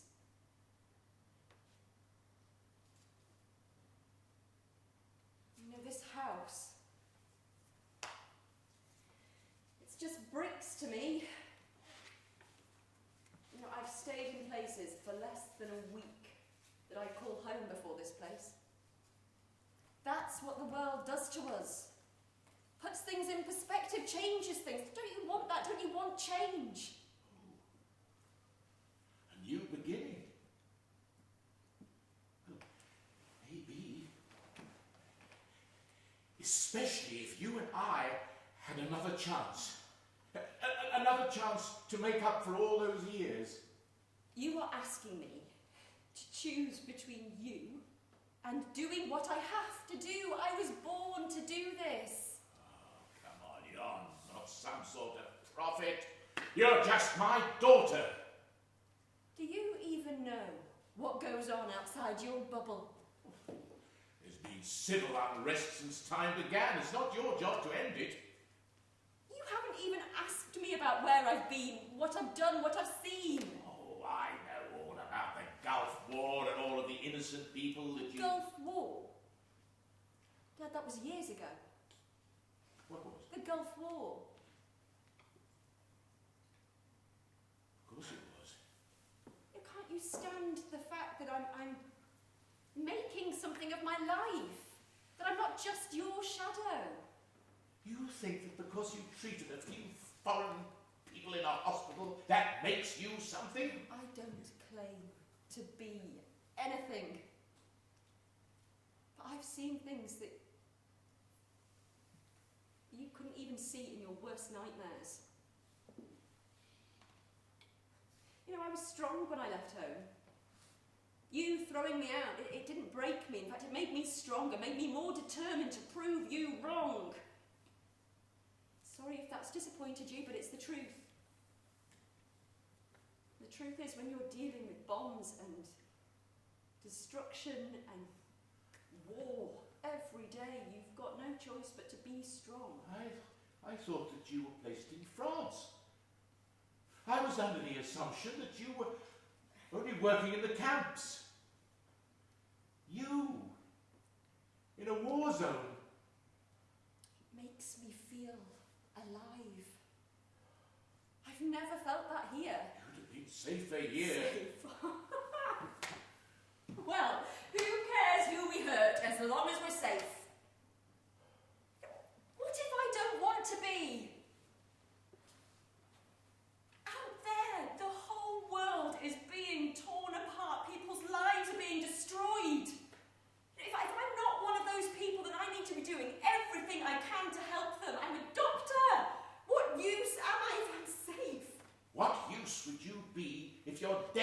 killed by one of those bombs by those animals. The people I help are not animals. They are people like you and me. Ah! They're nothing like us. They breathe. They hurt. They laugh. They cry. They protect. They bleed. They are innocent. They are tortured. At this one hospital I was placed at, this boy was rushed in. His two older brothers brought him in. God knows how. I mean, they couldn't have been older than 10 themselves. Their street had been barrel bombed. These boys were just wandering around the ward looking for answers. And I had to tell them that their little brother had died.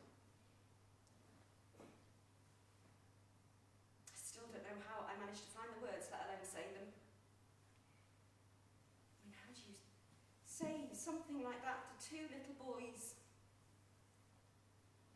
And then watch them as they process what's happened, their little faces breaking, completely wet with tears, quiet tears.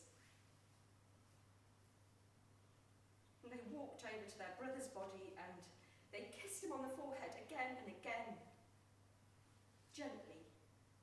I suppose they didn't want to hurt him. And then their mother walked in.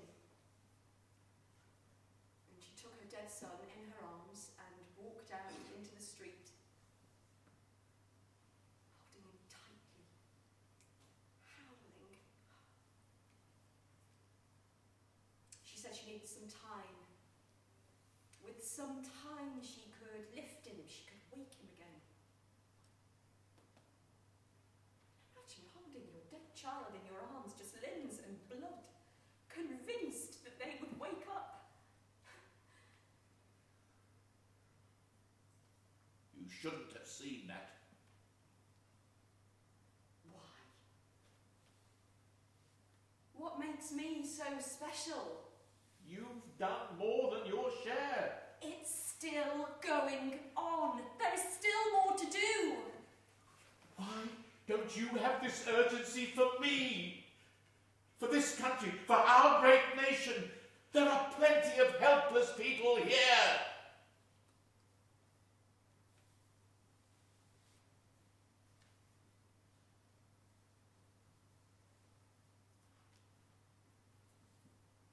I came to help you sort things out. I need to leave tonight. The longer I sit here,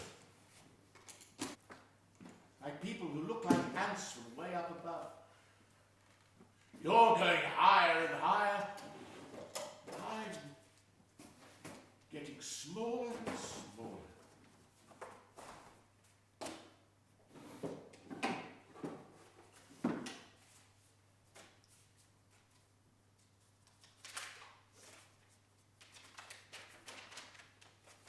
Do you know what? What?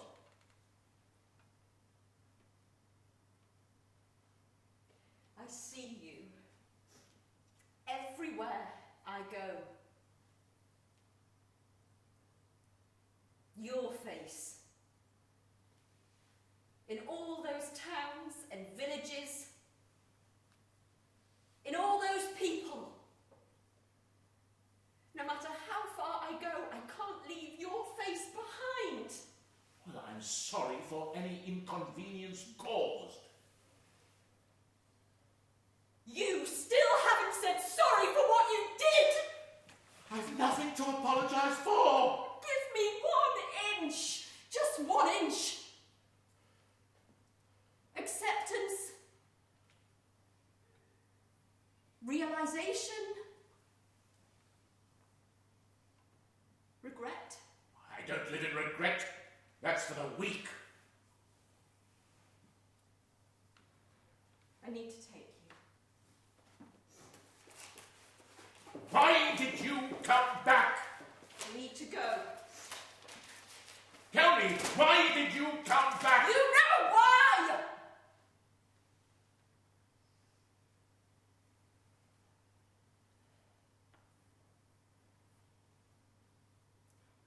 You're not well.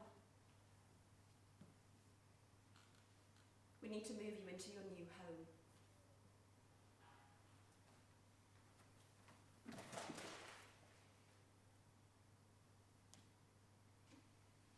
What's this?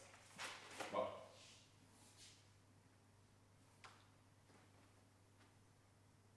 When did this happen?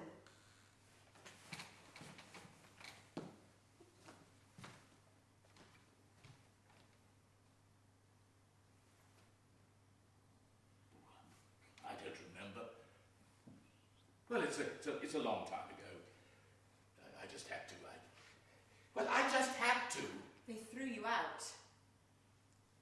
Neither of them wanted you to live with them, and now they get power of attorney. They already have everything. What difference does this make? It makes all the difference. Technically, everything is still yours, but they can change that. Well, nothing's mine. No. Everything is still yours. That's the way it'll stay. I'll talk to them. Whether they take everything now or later, that makes no difference to me. It doesn't make any difference to me at all. It's just names on a piece of paper. How are you financing Heathfield? Pardon? How are you paying for it? Oh, I didn't think that I was... Dad! I have a very good pension. God knows I worked long enough for this country. They don't know about it though, do they? What do you mean, John? Of course they know about it. Look, I can't deal with all these forms that they get me to fill in. They're handling it from their ivory towers. What if they take your pension off you? They never do something like that. How can you be so naive? Well, if you're so tortured about this, why don't we give power of attorney to you?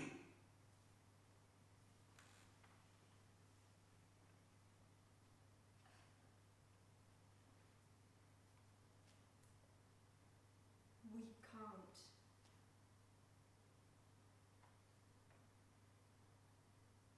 And besides, even if we could, I don't want that.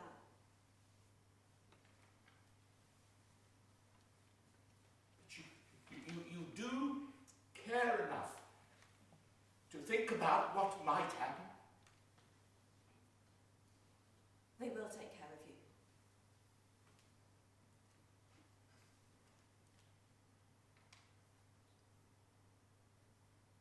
I see.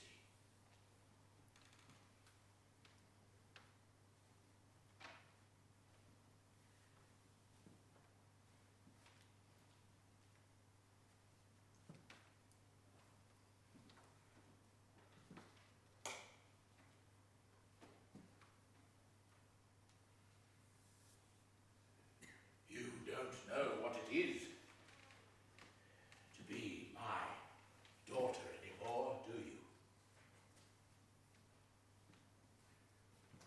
Yes, I do. How much? What? How much are you my daughter? How much of you are my daughter? Tell me. How much of you is mine? How much is...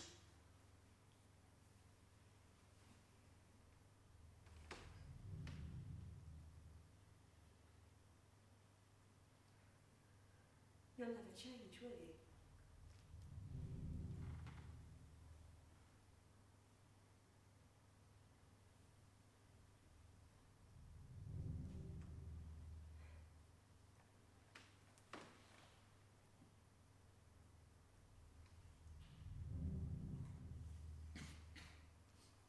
It wasn't your 69th birthday, it was your 68th. 68 candles for 68 brave years. I remember you with this stupid thing on. And I I wondered then if you were made of stone. Should have let go of you then. Right when you let go of me.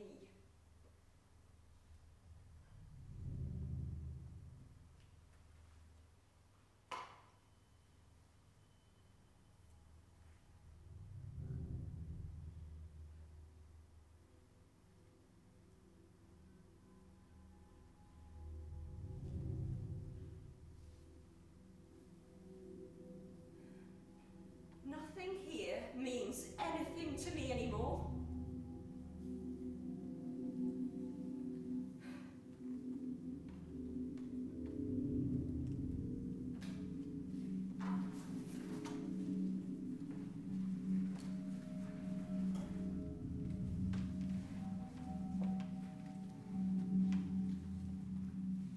Nothing will come of nothing.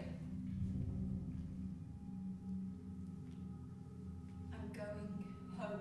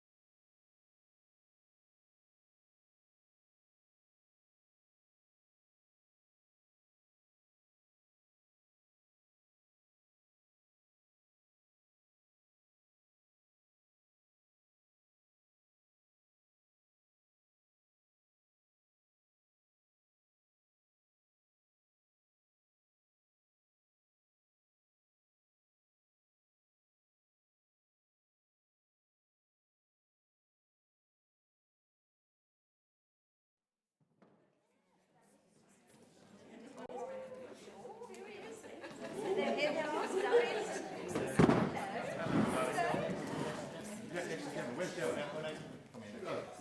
Where am I going to sit? Oh, we're not going to leave you out. I can't get home otherwise. Good evening. I think we're starting. Now I suppose you're wondering why I've been done.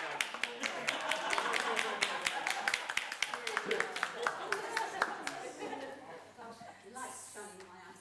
Hello, everybody, and well done for staying and taking part in our post-show discussion. So my name is Maria Parsons, and I'm the Chief Executive of Creative Dementia Arts Network.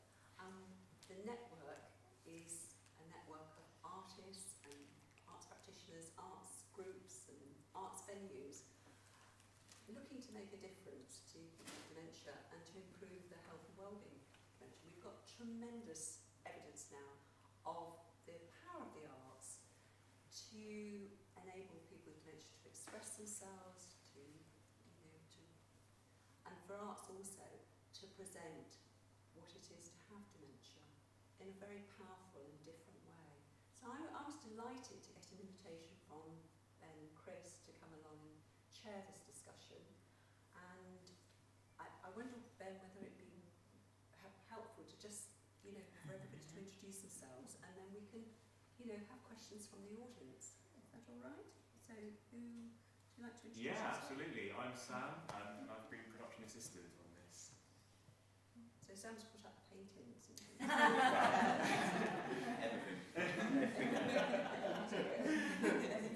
And I'm Ben Spiller, and I'm the artistic director of 1623 Theatre Company that produced Lear, Cordelia, and I also directed the Lear half of tonight's double bill.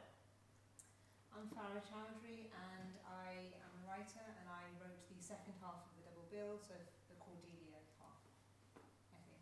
You did. Allegedly. I'm Gemma, I played Cordelia. And Louis and I directed Farah's play. I'm Kate Wood, and I was the assistant director. I'm Darius Powell, and I was a digital artist working on projections for the Lear section tonight.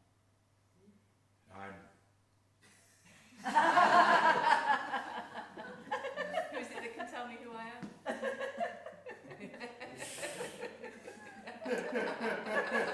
Your name? I'm David Henry. Trousers. So what would you like to give in? Give us a response, please. Loved it. Thought it was brilliant. Interested in the way in which dementia was treated in both halves of the play. So I was interested, Ben and Farah, how it seemed to me to be handled quite differently in the two halves. Maybe you want to just say a few words about each bit. Farah, I'd love to talk to you more about your Cordelia, because I thought that was really interesting to get more of a sense of her, because she's really famous for being dead, isn't she? In Shakespeare's play, it's all about the fact that she's dead, that she has to die. But of course we get much more of her in your play. But my first question was really about how dementia is treated in both halves. I loved the repetition in the first half. I loved the way in which, speeches and lines were being repeated. I thought that was great. That was great. The Lear half of the double bill started around about, just over 2 years ago, when a team of us from 1623 visited 3 care homes for people living with dementia across Derbyshire, which is our home county. And we workshopped moments from Shakespeare's play, images, settings, significant moments in the plays, with people who were living with dementia, their professional caregivers in the homes and their families as well. And we did this through artworks that we commissioned an artist called Julia Damaso, who's a story shaper, to create those. And these were a stimulus for people living with dementia to share stories, drawing from imagination and memory, that heady mixture between the two. And going into that care, and Darius, you were a part of that team as well, weren't you? That we with Chris, our producer, and Jane Upton, who worked with a lot on the writing of the earlier form of this piece, and we gathered lots of fragments of different stories and met some amazing people, the professional caregivers, the families, the people living with dementia were so welcoming and ready to be creative with us, to share stories. And Julia, who worked with us as the lead artist, crafted stories for each of the care homes from all the fragments that had been gathered together, and she shared that story with everybody in the room when we visited for a third time, because we went 3 times in each care home. Then we had a week of workshops where we brought together actors, Jerry Flanagan and Grace Scott, who worked with us on the R&D side of things. We had Shakespeare's play, we had the stories from the care homes. We also worked with the University of Derby to diagnose King Lear in Shakespeare's play, and the general consensus from the panel there was that Lear seems to have, or displays signs of having 4 different forms of dementia at various different points in the play. So aided with all of this information, too much sometimes, lots of stories, Shakespeare's work, and the great stories from the people in the care homes, we started to craft together a short piece of work that included repetition, it included fragmentation of language, but also the importance of the arts to people who are living with dementia and the people around them, their friends, their families, their professional caregivers. And we found the song in King Lear's, it's the King Lear's Fall in Shakespeare's play, who sings that song on the heath when King Lear becomes homeless. And we found that song, when we sang that with people in the care, really resonated with the refrain, the repetition in the song, and people learnt it very quickly. And it was the music, it was the song, it was the lyrics, it was the beat that levelled us all out in that room, and we all had a creative experience together. So we felt it was important to have the song in the piece in the first half tonight, as well as the repetition, as well as the fragmentation. But also, David might want to talk a little bit about how we use that repetition to move forward and back in time with memory.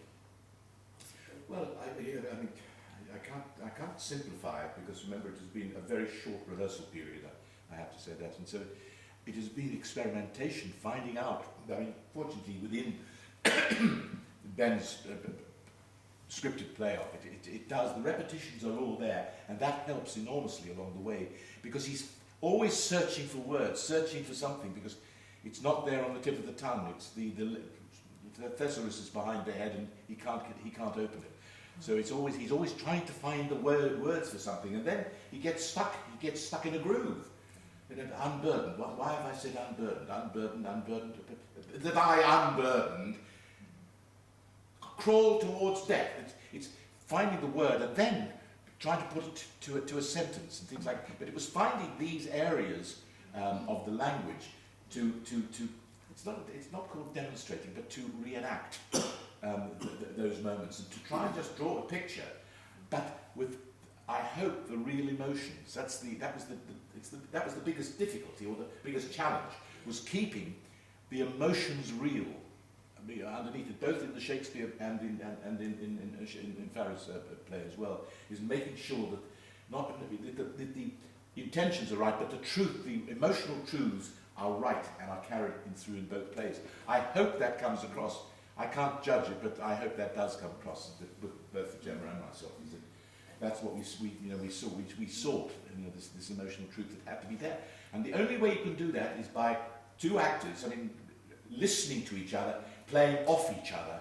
And it's such a joy to have found an actress, or to work with an actress, whom somehow we clicked. We just clicked, and it's been a joy. Rehearsal has been an absolute joy, both with our directors and everybody. But it's been a joy to do, because we've searched, we've found out so many things, and it's been exciting. And tonight, it was like diving off the top board in the Olympics, and you go, woo! Can I swim? So perhaps Farah can say something now in response to what David's saying about his part and how he felt about it. Yeah, so in terms of the writing process, we talked about Lear's journey with his dementia, and we created almost like a story, in terms of diagnosis and how he's dealing with dementia and so forth.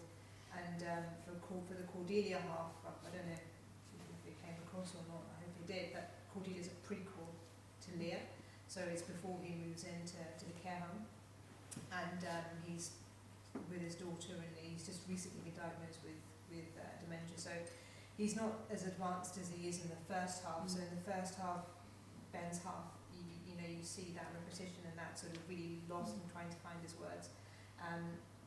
But we decided quite late on in the process that it was a prequel because of the fact that his, the way that he was connecting with his daughter felt very different.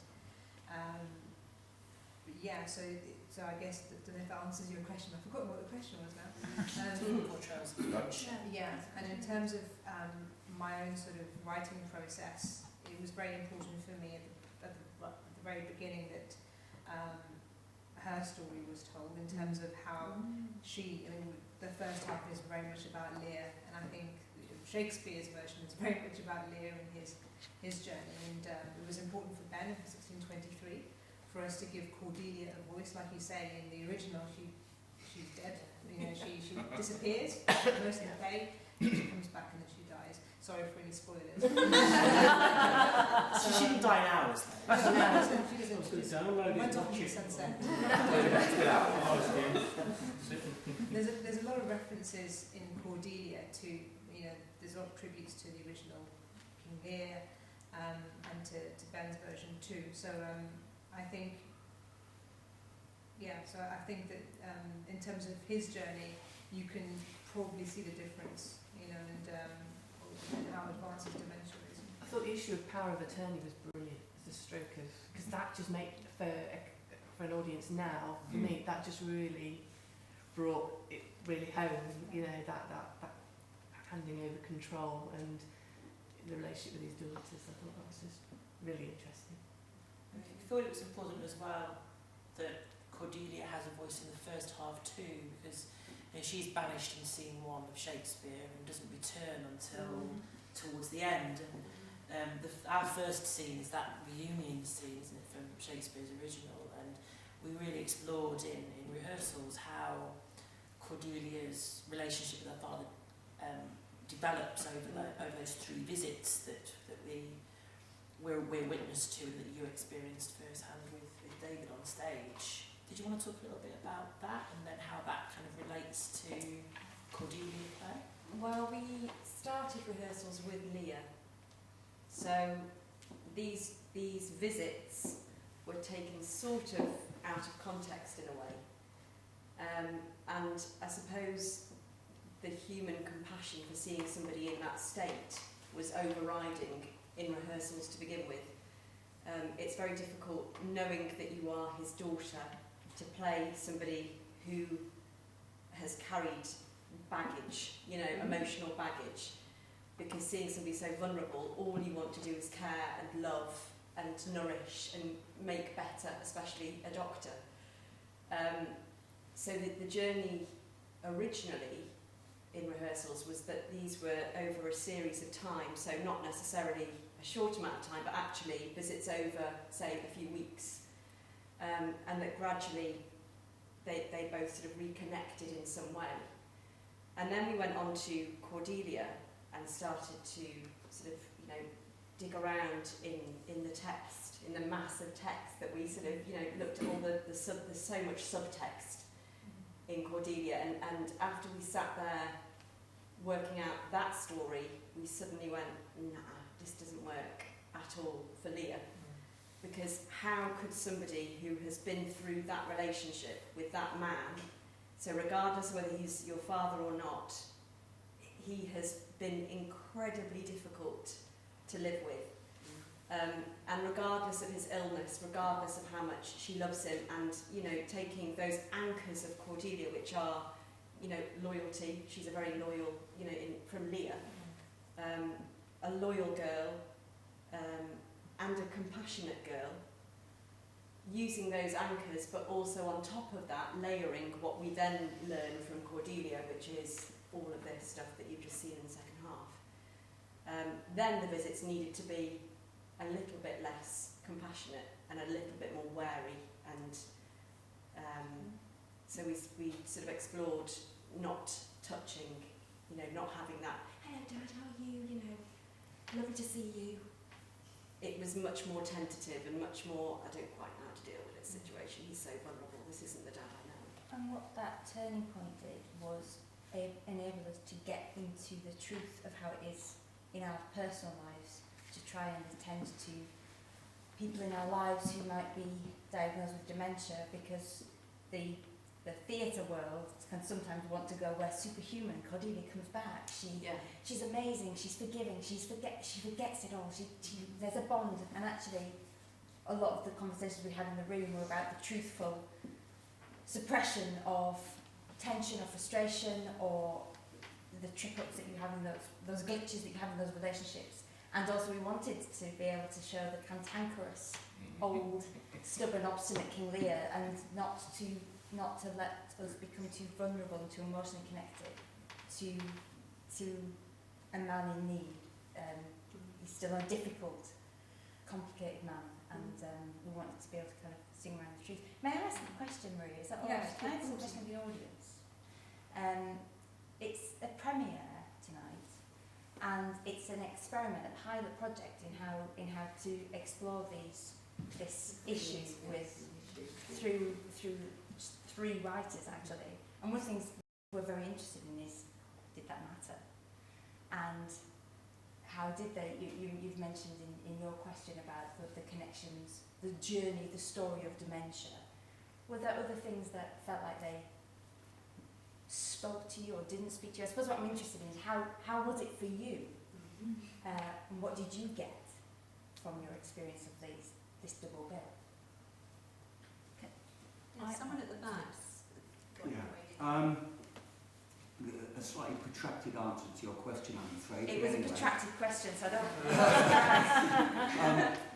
don't... well, to start off, in terms of the impact upon me, I was absolutely riveted, and during Cordelia there were a whole series of occasions in which I was fighting back the tears of emotion. It was extremely powerful. I'm 63 years old. My son is 30, my daughter is 27.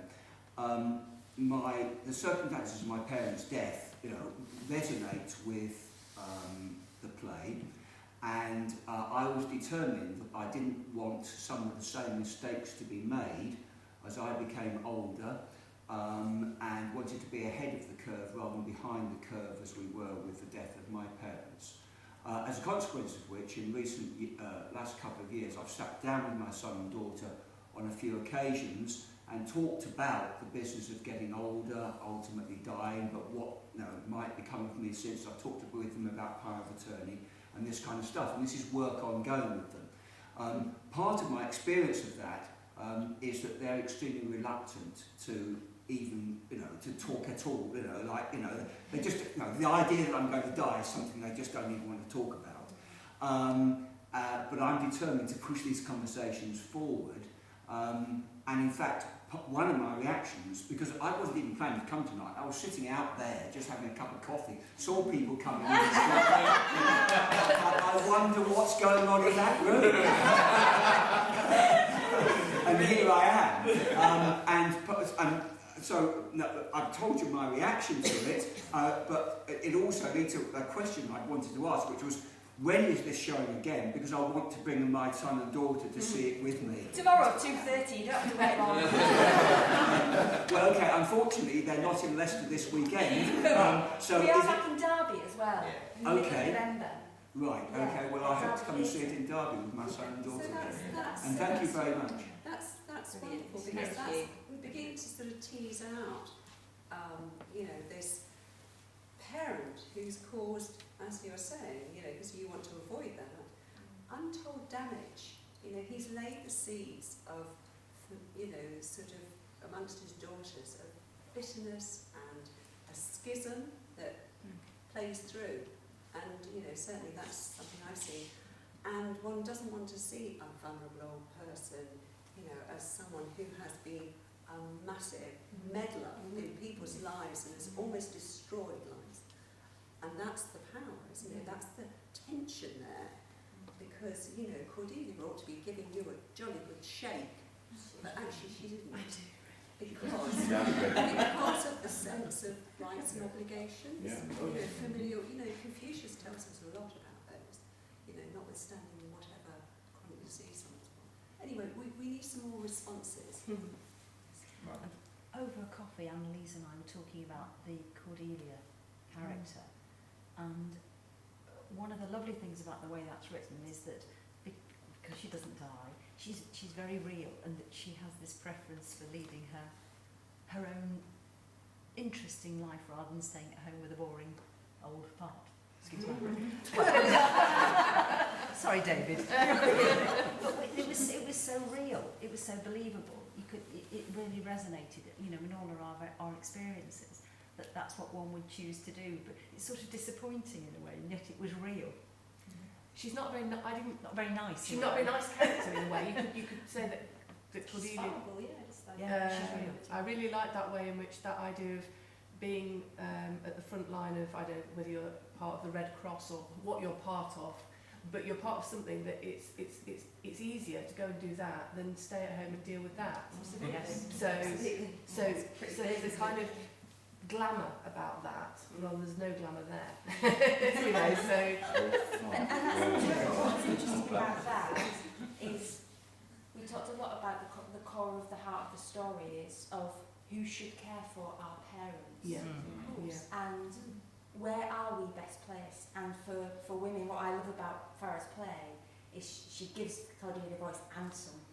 And when, as a writer, when you have a platform to explore work and worlds and voice, you use it to the best of your ability, and that's what I love about this play. And I love that you don't feel like she's superhuman and superhero, because I think for women, particularly now, that it is a very difficult position and a very difficult place for us to be. If there are people in Aleppo who need some response and some skill, then who are we to withdraw those resources in order to keep somebody who has the luxury of being able to make their care plan, talk that through, has the power and the money to be able to have the end of life as well as the full life that they have already had. When death and bomb and destruction is there and people's lives are snapped away from them, then where are our resources as people and as professionals best placed? And I don't know the answer. I said that with like a conviction, like I'd already made up mine, but it's not my father. It's until that's a different thing, isn't it? But where are we? Where is blood? Where is duty? That's the inherent tension. I just wonder if people have experiences of caring for parents and want to talk about it. Yeah. My father, he had Parkinson's and vascular dementia. I couldn't think of the word myself. I also had both legs amputated, and that was Cordelia reminded me. Do I give my job up to look after my father? What do you do? What do you do? At the same time, my uncle died of Lewy body. My two aunties died of Alzheimer's. So I stand no chance. But I did give my job up and looked after my father for 15 years. And it is hard.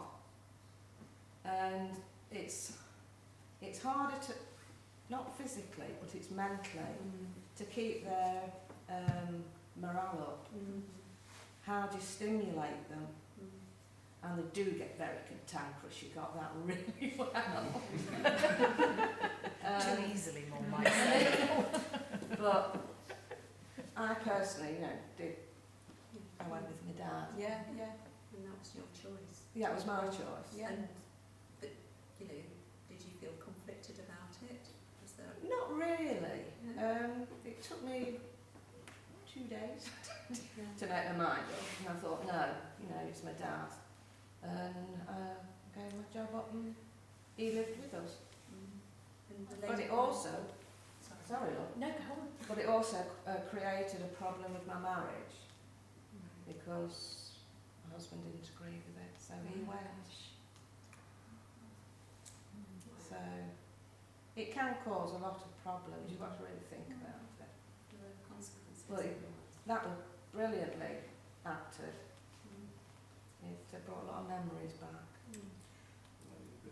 For most, I mean, just commenting here, is that in our rehearsals and in our meetings and things, we discovered that so many of us have had immediate contact with the problems of Alzheimer's, dementia, whatever we like to be, whatever name we want to give to. We've all had situations where aunts, uncles, mothers, etc. And so we've shared these sort of anecdotes about our experiences, those in rehearsals. Sometimes people say, no, he's talking too much, but never mind. but it was essential for us all to be connected in terms of Alzheimer's and that. And we all were. Some way or another, we had relatives that we knew about, and we knew, you know, the things that happened, and so, you know, that was a great bonus for us all. The statistics are something like 1 in 80. You know, that, you know, I mean, and they're getting progressively sort of shorter in terms of, you know, the numbers of people. 850,000 people at the moment being affected by dementia. Probably in the absence of a cure, and you know, I'm going to put my hand up and say, actually, there isn't a cure for the next 10 years. By mid-century 2050, you're looking at sort of 1.5 million, probably more people, and you know, very old people with a lot of care needs. You know, over 80 particularly are the fastest growing. Boris Johnson has taken out 350 million away from the National Health Service. It's cut. So can we get back to this lady? Sorry. Well, I'm going to make 2 points because I had my hand up for a previous question and then I'm sort of all confused about which question I'm answering.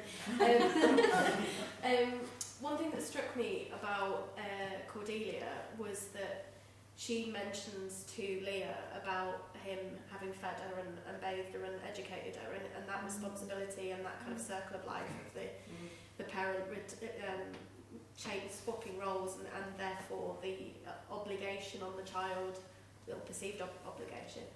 And I felt at the end when she decides to leave, it felt a bit Nora in Doll's House, you know, that kind of sense that women must care, and if we don't, then we're somehow not female, kind of thing.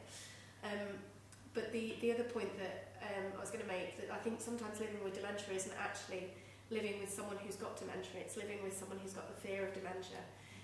My mum, both her parents died of Alzheimer's very young, kind of early 60s, and ever since she has just constantly worried about it, and like she went to the doctors with a list of why she got dementia, and she reeled it off without looking at her list, and the doctor said, I think you're right. But she told me the other day, I mean, she's 67, she goes to the gym 3 times a week, she does a walk twice a week, she's fitter than I am, she's in really good health, she does crosswords, all the rest of it. And she said to me, I went to look at sheltered housing the other day, and I said, why? She went, well, I don't want to get to the point where you have to make that decision for me. So, yeah. I just thought that was interesting, because so often it's about the child forcing that decision on the parent, and actually sometimes the parent, the older person, wants to kind of take that decision when they're still able to. So. It's difficult because I mean there are probably 100 different genes implicated in late onset dementia. So this is people 70, 75, obviously, as you know. Under, you know, in terms of dementia being an umbrella syndrome, so lots and lots of different causes, of which Alzheimer's is the largest one.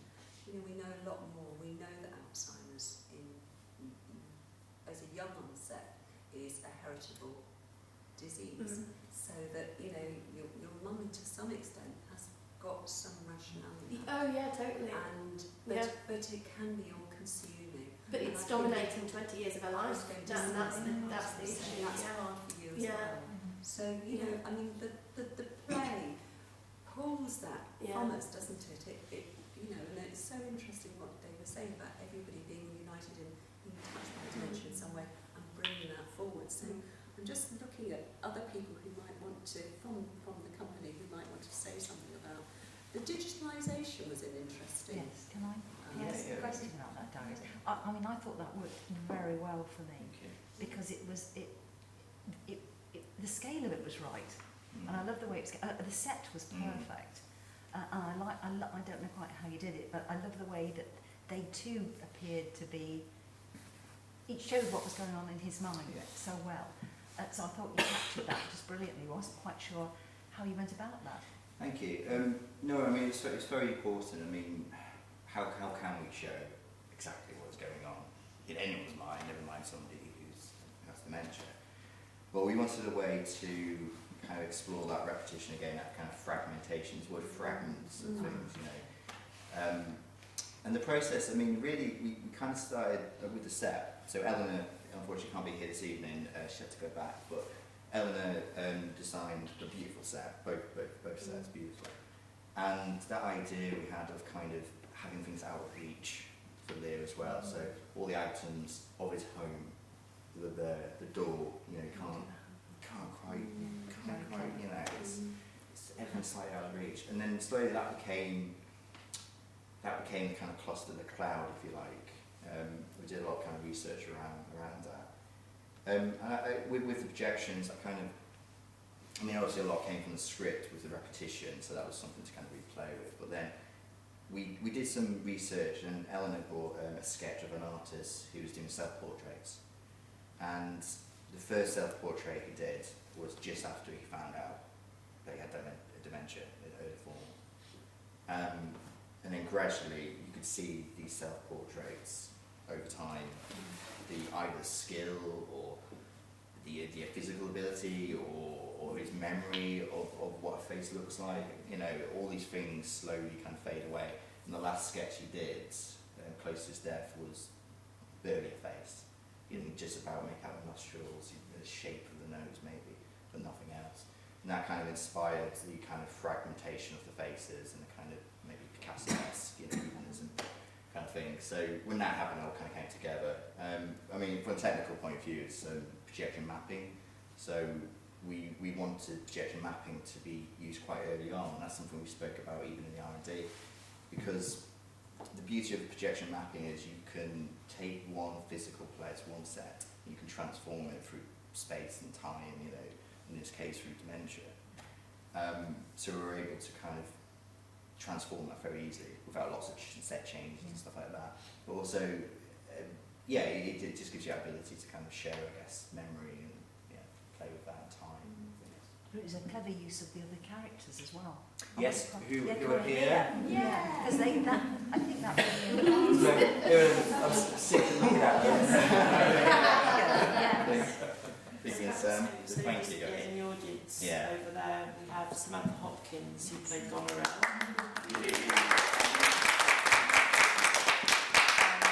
Victoria Brazier, who played Regan.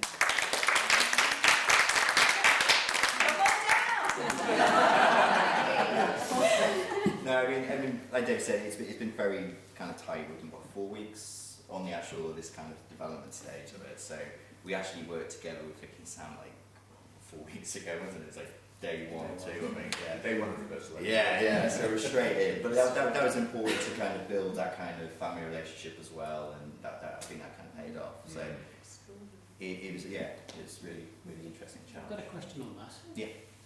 Were your parts pre-recorded, or were you? They were. Yes. I wasn't sure. We were sitting here watching it with you. Yeah, we pre-recorded, like I say, because it's quite early on as well. So it's that thing now. I mean, a million ideas, definitely. But we kind of worked out that material, and basically I'm at the back queuing. So I kind of worked a lot with David to get that kind of tempo and to work with his performers as well and try and bounce off him and you bounce off. It's interesting how the projections kind of changed as the... Because they were a lot more clean. They were just literally the images and Yeah. the faces being projected. And I think as we went on, you found that kind of medium of using the glitches and using the kind of the morphing as a really useful way to kind of comment. You can further develop the idea that his his memories and his thoughts are just slightly out of reach, and they kind of come into focus. On that one word. They come into focus, but then they, like the language, which is replicated in the way that you cut the script. So it was interesting how that kind of developed over time. No, absolutely. I mean, I'd say it was interesting. It was a beautiful script that Ben adapted, because he did so much with so little in terms of dialogue, I felt, and he told a story, and I mean, Jane was saying this before, he told a story in so few lines, and it was so powerful, and the more I saw of it, and same with Cordelia, the more levels there were to it, and it was just fascinating to see, because I'm not particularly from this background, so it was beautiful to see this process over the last 4 weeks, and see how hard everyone worked on that, and how it developed every day, every run through was something different. And talking about the process, Sam and Kate here have been keeping a blog throughout rehearsals as well. So if you want to have more of an insight into how we did it and what we did, it's on the 1623 website in the news section. A couple of blogs to look at. The decisions, the critical decisions, and what you selected and what you left behind. So, you know, it's like what's lost and what's preserved, and that's always interesting. Talking about William Attenborough and his, do people know about William Attenborough and his paintings? William Attenborough was a younger person with dementia, and he was already an established painter. And he went to the National Hospital for Neurological Diseases in Queen's Square in London, and he was seen by Professor Sebastian Crutch and Martin Ross, and Martin Ross is now the National Director for Dementia Research in England, and they're both in Queen's Square, and they saw William all the way through his dementia, and they encouraged him to keep on doing these self-portraits. And this, I think it's stunning. Of course, the last one is a hard black pencil, and there's very, you know, we saw it here, there's just this shadow of, actually there's still someone trying to communicate in there. That's the important thing. Yes. You know, that's the important thing. We really wanted to dispel that myth that somebody living with dementia becomes this kind of hollow, and you know, there's not much going on inside. And, you know, so with Lear, he has these moments of repetition and focus, and with his Parkinson's disease, this kind of fixated view, but because he gets stuck on a loop with certain words, from the memory of having said those years before, in the present, he's thinking, oh, she said she loved me more than words. Words, words, words. It was just words, words, words. It was just words. And he learned something because he had dementia. If he didn't have dementia, he might not have had that insight. And there was humour as well with the projection, with the moment where he's reminiscing about all his Tory party. well, yes, and about the followers and the Too Many Men and that piece of, I don't know the piece of classical music that you used. And it was great. So there was humour there because you felt that he was reminiscing. It was a younger man, a younger version of him. But it kept it light. The tone was not, you know, it kept moving. You were being that was a fun sequence to do. Yeah, it was great. To get people to be Tories was very difficult. Working in an arts centre. but we also was humour. David the brought through for his performance with whiskey, and but when we kind of had that moment when we brought those two things together, didn't we? Yes. And you got it. You were away. You were conducting. But I have to. I mean, one of the things that out of the conducting came out of the story, and I can't remember who it was. Yes. You tell who. It's Eleanor who told the story. Who? Eleanor, the set designer. Eleanor told us the story about there was a chap, and was he naked? No. He wasn't naked. He was It would have been me, yes, he would have been naked. No, but there he was, standing on the corner of the road, with a fork in his hand, conducting. The traffic, The traffic, And they found out that he'd actually been a musicologist in his career. So the memory of that was what the point to shift the movement and the rhythms and the levels of the symphony that he could hear on the streets. And that comes through, I think, with your performance, because you're the man Tory. Yeah. Oh, yeah. Big boys don't cry. Power. Yes, that's it. Power. And I think that's what's great. So just to see a man so powerful, who was once so powerful, if you like, and to go through this, and like we were saying about, he's not likeable. He's not a likeable man, but you do have some sympathy for him because you see so many people you know reflected in it. I see. The audience. I see. We have sympathy for Lear. Yes. Sometimes yes and sometimes no, because sometimes he's quite hard. When was it hard? I think possibly more in Cordelia than in Lear. In Lear, there's a lot of sympathy for him. But then there's still the memory of when he's so hard on his daughter. So you still see that person who's been a tough cookie, you know, and it's difficult to have sympathy for someone who dismisses their daughter altogether. And I think that's where knowing Lear comes in to it, because I think if you already know the play, it's harder to then watch Lear and see the vulnerability and not overlay that with the knowledge. So I think you would get a different experience, but I think the depiction of the dementia and the fractured nature of the thoughts and everything, I think was really beautifully represented. So, question if I may ask you, are they in the right order? Well, I was just saying to Ben's mum just now, I wonder, and I actually think yes. I've talked myself around because I got that it was a prequel. But then Do you know when you got that? Do you know when you thought, oh, this is a prequel? I think because of his entire demeanour, he was clearly not as poorly, and he was very together and kind of smartly turned out, and so yeah, immediately knew it was an earlier stage. But I think if you watched it in a different order, as an audience, I think you would be coming away feeling a lot less hopeful.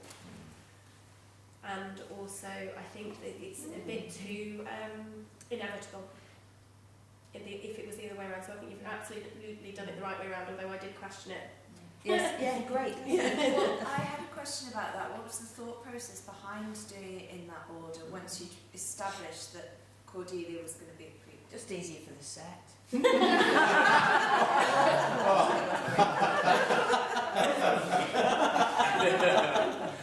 did talk a lot about it. We had a development day, didn't we, where David and Jen met for the first time at Dadar Dance Studios. Yeah, Dadar, Derby, yeah. Dadar. And we at lunchtime we went, okay, so what we're saying, are we saying Cordelia should be the first play and then they should be, and we all went, yeah, okay, great.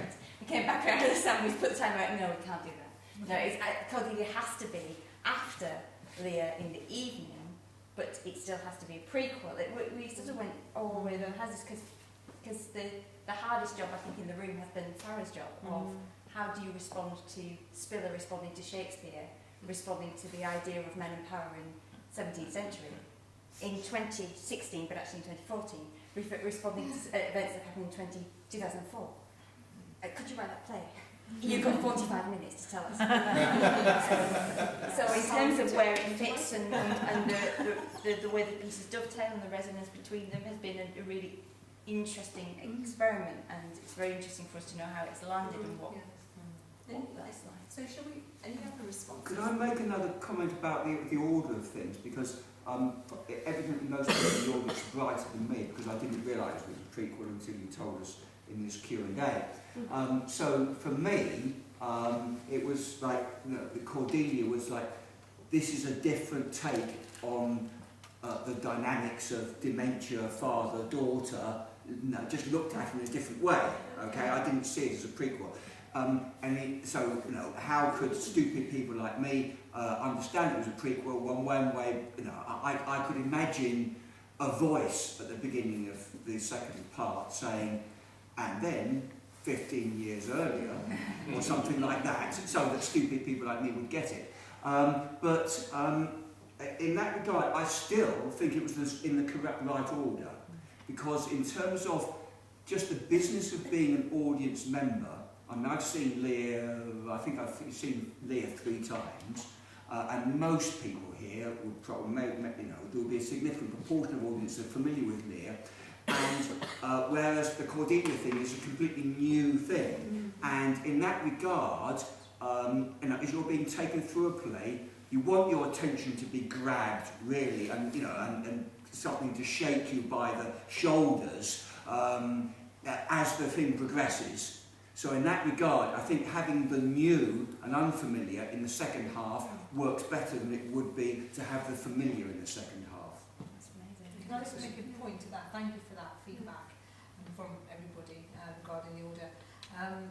It's great that you took it as you did. I'm a big believer of when I write something, and it could be anything, I leave it to you guys to think about what it means to you. Just because you didn't know it was a prequel doesn't mean that you're not right. That's your version of what the story is. And actually, even I sometimes think about, certainly the Lear half is quite unnaturalistic. What actually is it? Is it Lear sitting in a care home thinking about his past, or is it him thinking of sitting in a care home thinking of the past? There's no sort of right or wrong here. Cordelia could be all in Cordelia's head. Maybe she's not even in the UK, maybe she's still in France thinking about, should I go home to my dad? There's no right or wrong here. It's your truth, it's what you think, it's what you when you sit and watch anything, whether it's a film or theatre or read something, it's your truth, it's what you invest in that and what it means to you. So the fact that you didn't know or think it was a prequel, it's neither here nor there. It's a prequel to us because we've sat and talked about it for hours on end. Because in our world and what we've created, it makes sense to us, but it doesn't need to make sense to anybody else.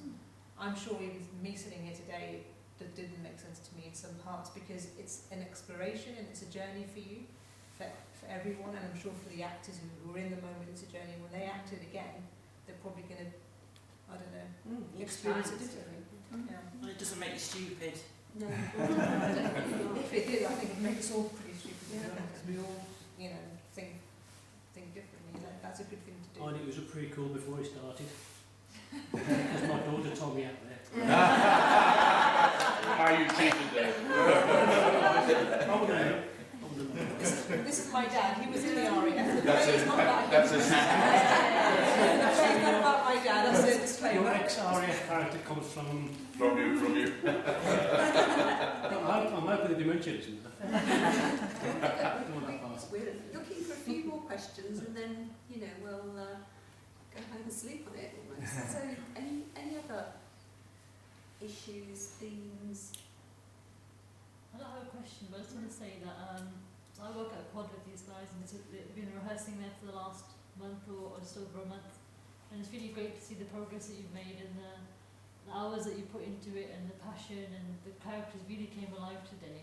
David and Gemma both did such an amazing job in the writing, and Louis and Ben and Kate with the directing and assistant directing, and Sam as well.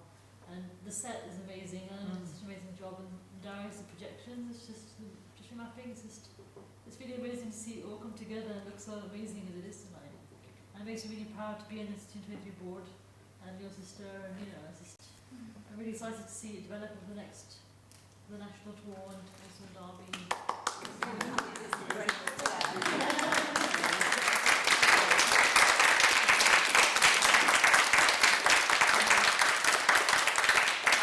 Thank you very much. May I just ask you as well, if you have had a stimulating evening at the theatre, thank you first for supporting live theatre, and that's really, really important. Thank you very much to Pilot and the team for screening the live theatre event, so thank you to the audience who might be watching this. They might have gone to bed. Took the laptop to bed, and we're performing here at 2:30 tomorrow and 8 o'clock tomorrow. 7:30. 7. Yeah, 7:30. Oh, is it? Another surprise. So please, if you then we'd really appreciate you spreading the word. And then we're back in Derby in the middle of November. So please do, however best, to spread the word. And we'd really appreciate this continuing conversation with as many people as possible. Please hashtag Lear Cordelia on all of your social media forums if you can. We put it up on our Facebook, and so we'll try and get it. And all of us are welcome to be bought a drink as well. Say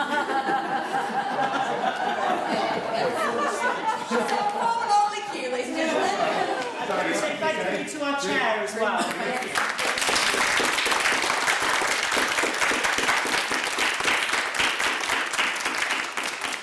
It's brilliant, and I said to several people before this, you know, I sit on the editorial board of something called the Journal of Dementia Care, which is the largest selling, largest, most popular journal. If you've not heard of it, dementia is a huge world, and what really, is very, very uplifting about seeing the play tonight is people engaging in issues and taking it forward and thinking, because we actually need, thoughtful, real thought about what that future is, in terms of future needs, and, educating and raising awareness as much as anything, and that's what the theatre does. It's just been tremendous. Thank you very much indeed for inviting me.